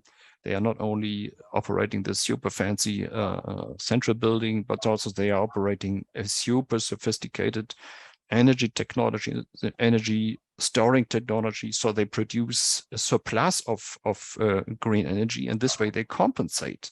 And this is fed into the regional grid. This way they compensate their sector A emissions, use phase emissions. But they don't know anything about the embodied impacts. And that should be a lot based on such a complex infrastructure. No information. And that's, of course, not the truth. If we now make the complete picture, this is just the building life cycle of my campus. And if we now add the remaining use phase emissions, case of my campus, it's 90%, it's mobility, then we end up with a complete picture. And the light colors here represent the use phase impacts, and the dark colors represent the embodied impacts. In case of my campus, we have 11% embodied impacts. That's not much. In case of the 10 times bigger Nanyang Technological University, which we modeled in parallel, this was 21%. And I believe in case of such a campus I've shown you on the last slide, the Leuphana University, can be even more. So that makes up the truth, the real situation. And now we know our impact and can try to target the zero. But that's still another journey. And here I'm concluding and offering a small outlook. So we've seen the whole problem depends very much on its definition. And today there is a huge confusion everywhere, and even in science and also in public discussion following that, of course. We cannot ignore the upstream impacts in our situation as consumers to ensure really climate-friendly consumption decisions on all levels. We need switching to renewable energy is essential wherever possible. Mobility impacts are very essential to quantify. Most university campuses didn't do that. We have the biggest part of mobility impacts at my campus because we are a rural site. Many students come by car. It's more than 90% even. And we are causing this carbon dioxide emission impact by mobility. And we can easily change that by online teaching, for example. So we can easily influence that. Actually, after all optimization stages, some emissions will remain. There is no zero this way. And at the end, the next step is a future step. We will have to compensate that. And actually, there are useful it's a useful opportunity to buy certificates, but this needs careful validation. I've been validating carbon dioxide certificates for companies, and I found some options in China, which really I don't believe they bring any carbon dioxide savings. So I encourage usually the companies to buy European or even national certificates, which are more expensive. I mean, that's a question of expenses, of financial expenses. You can get cheap certificates, not so good and promising projects, and based on the high level projects and certificates, I made a calculation.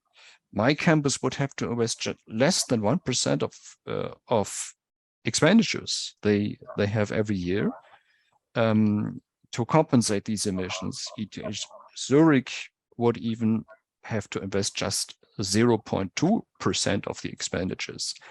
I believe state universities are not allowed to do so far, but at the end, that would be necessary, I believe. So thank you very much for following me on this journey. I hope that technically everything worked well, that you could understand me. And that's a very interesting topic, I believe. But still, we are relatively at the beginning, I believe, because still we have to find a common language to compare these things. So thank you very much, ladies and gentlemen, for your attention.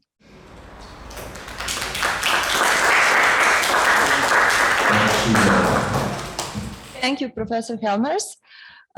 Just give me a few seconds be here so I can ask if anyone in the audience has some questions. Yeah. Professor. I'm welcoming it very much. Please very slow to give me the chance to understand it.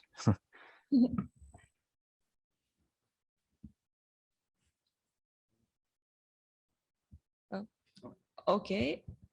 If there is...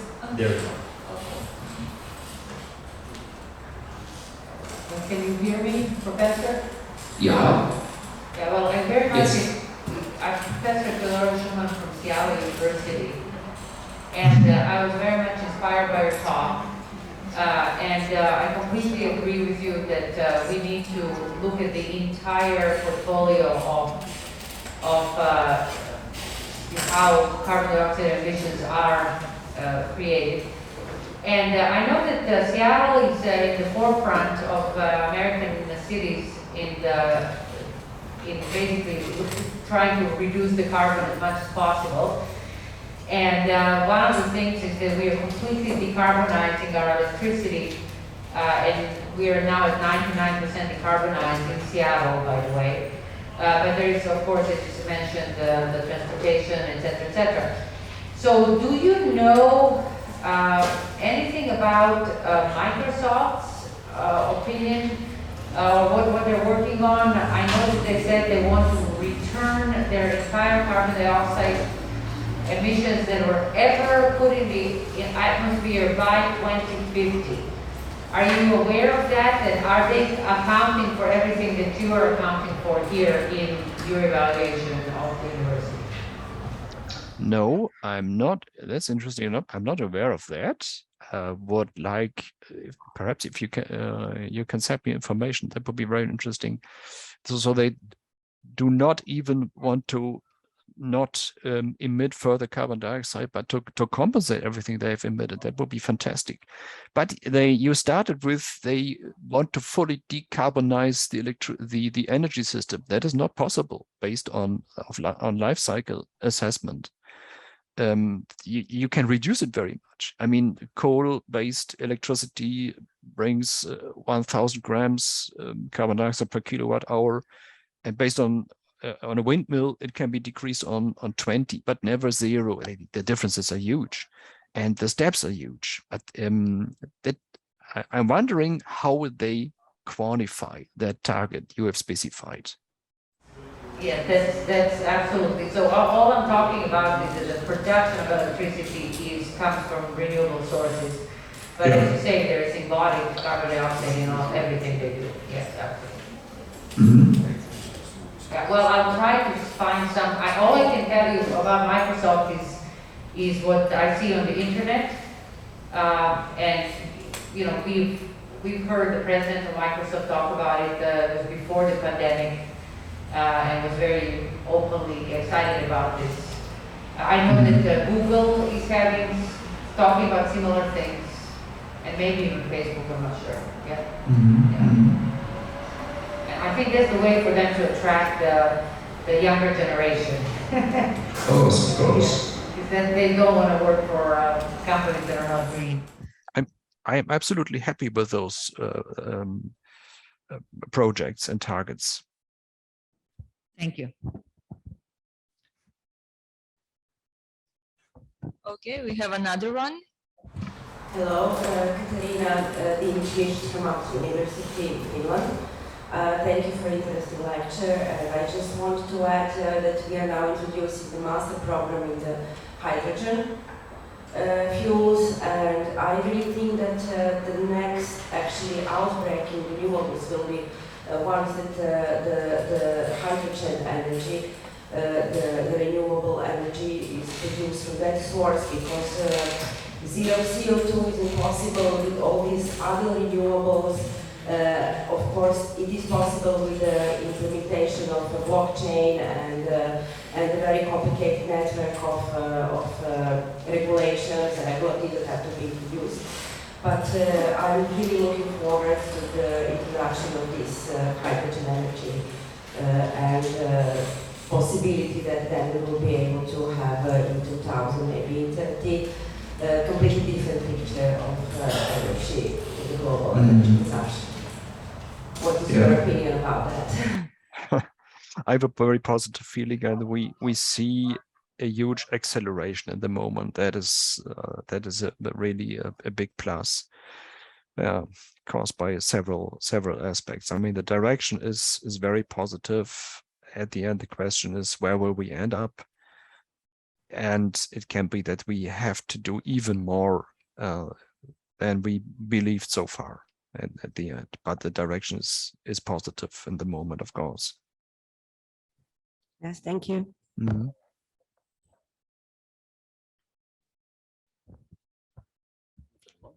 Okay. I think that's it. We have no more questions.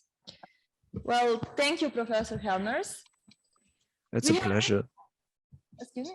We have reached the end of our plenary session, and I want to thank you for being part of our conference and to invite you to a coffee break, after which we will continue at 5th floor, conference rooms 514 and 518 at 3 p.m. Thank you.